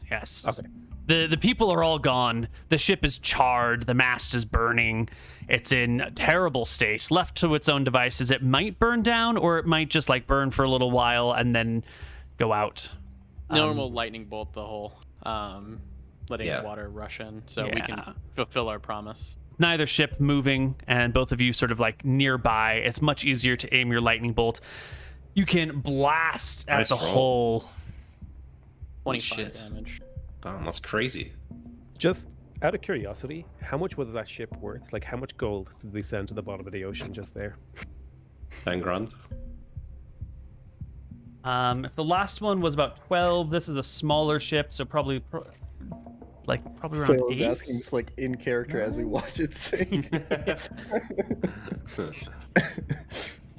I just want to know how much bonus XP we're getting for not stealing. 6 grand for the Gnar. Fair. The lightning bolt will rip through the side of the ship and it will tilt and begin to take on water. It is not long for this world. It does take wooden ships quite a while to sink. They're not as, fast falling as normal ship, as nice big iron ships. So it'll take a while, and you can sail away and let it flounder and slowly sink and eventually be gone. Is the guy on the mast dead yet? No, it's only been a day. He's totally alive. He watched it all. He's just in agony. I'll talk to the... Okay. We need to drop these guys off at the next island, but the man on the mast might cause us some trouble. Did we take the tiger course with us? Mhm. Yes. Okay, good. I'll talk to the one guy who was praying next to me and ask him where Aster is. He looks up at you with hatred and anger in his eyes. Gnome smiles. I don't know who you are, you renegade wizard you. I don't know from where you've come, but mark my words, the White Prince will drag you to the depths of his dungeons, and you will know what law is. You will know what justice is as you rot for all eternity, well beyond your natural life, down in the depths beneath the mountain. A nice story. I wonder if that's foreshadowing. I think it's annoying, but we kind of need to take the guy down when we pop into the island to drop the people off. Well, how are you gonna pop into an island? Yeah. We're obviously not going to go to a dock. We'll drop them off on the beach like we usually do. We can just do that on a regular... Why do we have to take him down? We could just drop him off at a beach. I'm just worried if let's we sail too close to the dock, someone will see the dying man on the mast. Well, Nilram, being the expert navigator, should be able to navigation check to where the dock can't see our ship, really. Okay. Yeah, alright. If you feel confident on that, let's do that. I just want to drop these guys off. We'll keep the scribe, we'll keep the accountant. The rest Keep of the them. 2 scribes and the accountant. Because you guys are on this side of Oaktown right now. You're between Oaktown and Crystal Cove. Again, map is not to scale. So if you could, bring it over here and drop them off here and then sail back around to get home, or Perfect. Any of these other spots on this island, wherever you wanted to. Yeah, that sounds good. Do you have a preference on this island where you want to put them? Maybe on this side, so they're more likely to survive. Okay. Easy peasy. You'll have to take the rowboat and row them to shore, and then row them back, and then row them to shore and row them back, because there's a bunch of folks here. But you keep the 2 scribes, and you keep the accountant, and you keep the tiger corpse, and you keep all the booty. Yes, and we head back home. And we mask everybody up. We leave the guy on the corpse because it doesn't matter if he sees, because he's going to stay up there and die. Yeah. All right, Nilram, give me an appraisal check after you've dropped everyone off. You've told them that you're the Crimson's Fists, right? And that this is Captain John Winters, and that this I don't think I actually said it, but I would have said that to them. Yes. 35. Oh, nice. Oh, that's a great roll. All told, between coinage and jewelry and little bits of preciousness, the captain's quarters had like a very fine lantern, for example, and there were some like nice quills and pens in there, and some of the passengers had some like silks handkerchiefs and fancy cloaks, things that you would just take from them because it's got value you could trade somewhere. You are going to come away with it's going to be 150. Should I just record all of this as coin or not? We probably shouldn't make that. No. There's a separate thing for wealth and hoard, so maybe I'll store the value of anything that's not coins in that. Yeah. Sure. And then we'll just know that we have like jewelry and other things worth this amount. That's fair. So about 1,000 gold worth of jewelry and clothing and art objects and useful things that, if sold, could produce about 1,000 gold worth of value. Nice. And then you've got about 500 gold in coinage. Of that 500 gold, only 100 of it is in actual gold, and the remaining 4,000 is in silver. Okay. So 100 gold, 4,000 silver, and then 1,000 gold worth of jewelry and art objects. Got it. When we get inside the base, there's like a dungeon, right? Or no? There's not. There's like those protected areas underground. There's supposed to be like a treasury and maybe like a room to work magic in, but they have Does the heavy door doors have, that like, can a- lock. So Does it have like a peephole that you can like No. open or no? no, it's Do a treasury any doors in door. this place have that? So Uh-uh. no places have that. Okay. No, there's no dungeons. All right. Nothing that Well, would I'm work as a gonna dungeon. go to Wiley. I'm gonna Mm-hmm. explain what the guy said to me about what the White Prince is gonna do to me, Mm, and I'm gonna tell him to lock him up, make his life a living hell, keep him down in the treasury in chains. You're telling and, me you want me to give a bean counter of the White Prince a hard time? Oh Aye. boy. There was one thing I was born for in this world. It was giving bean counters a hard time. And if there was a second thing I was born for in this world, it'd be giving the White Prince a hard time. This right Yomo. here. Born for this. I trust that you're gonna do this man unspeakable harms, and Nilram will pull from his pouch a bag of 50 gold, and he'll place it in Wiley's hand. This is a thank you. Where'd you get 50 gold from? I just have it from random shit. I had 69 gold, and now I have gold. Nice. You know, I've spent some times in dungeons of the White Prince myself. I've seen the things that they do to our kind. Be happy to return the favor. And they'll walk into whatever room the accountant is in and shut the door behind him. There's no peephole, so you can't see what goes on. There's like a loud shriek that gets let out as Wiley says, "Stop moving, boy! Come here, give me your hand!" And we can just leave it at that. Good. Nice. Wonderful. And the party returns to base, safe All right. and sound and wealthy. Nice And little trip out. for the first time, your name is being passed out there as pirates. Your ship has been noted by survivors.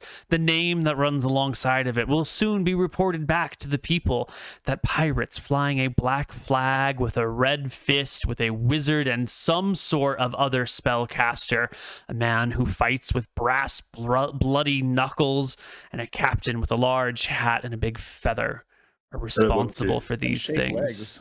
Oh, and the monkey, yes, and there's a monkey with an eye patch as well. Awesome. It is time for the I rumors to have- begin. Oh, sorry. No, that's it. I have a few questions from the Patreon. Mm-hmm. All right. Would Captain Winters want to be? Would Captain Winters have wanted to be taken by the weird tree people if he was awake? No. Okay. To the whole cast from Radoran 3031. What are your thoughts out of game about what happened with Nilram praying? Who sent the bears at him? I think we know who sent the bears at us. What are your thoughts on Nilram doing his bullshit? I have no idea what happened there. I'm not gonna lie. I don't think that John knows what. I think he just thinks that bears attacked you. I don't know. Or maybe you were trying to enthrall them and they turned on you, maybe. No.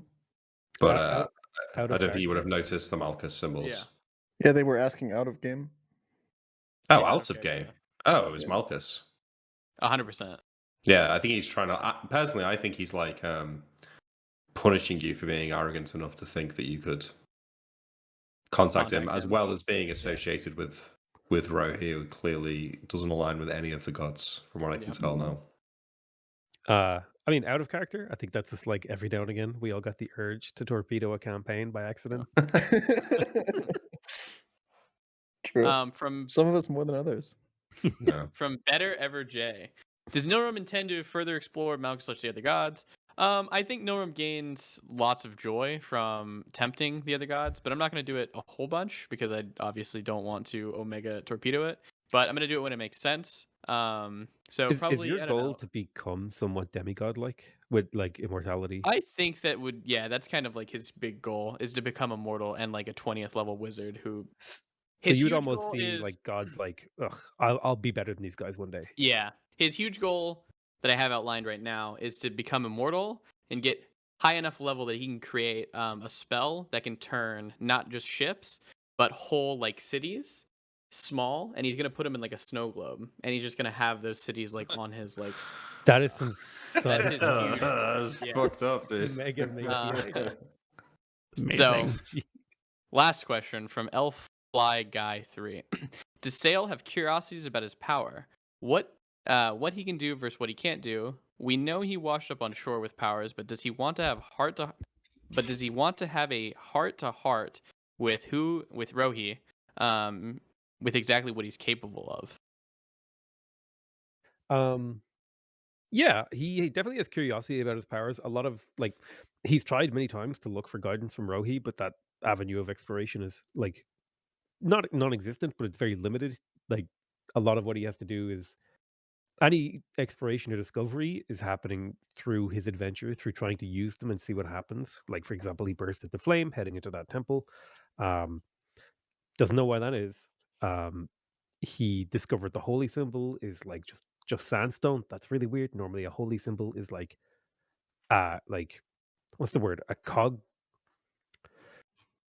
cognitive symbol. Like, it's a symbol, like not just a thing.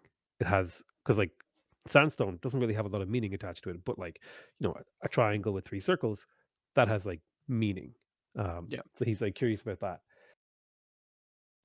He would One really more. like to have a heart to heart, but he can't get answers. Yeah, it's probably hard to talk to the guy under the sea. One quick thing, Koibu. Mm-hmm. Niller will instruct Wiley that if the man dies from his torture by accident, that he is to put this mask on his face. And Niller is going to give him the burial mask, Yeah. just in case. Okay.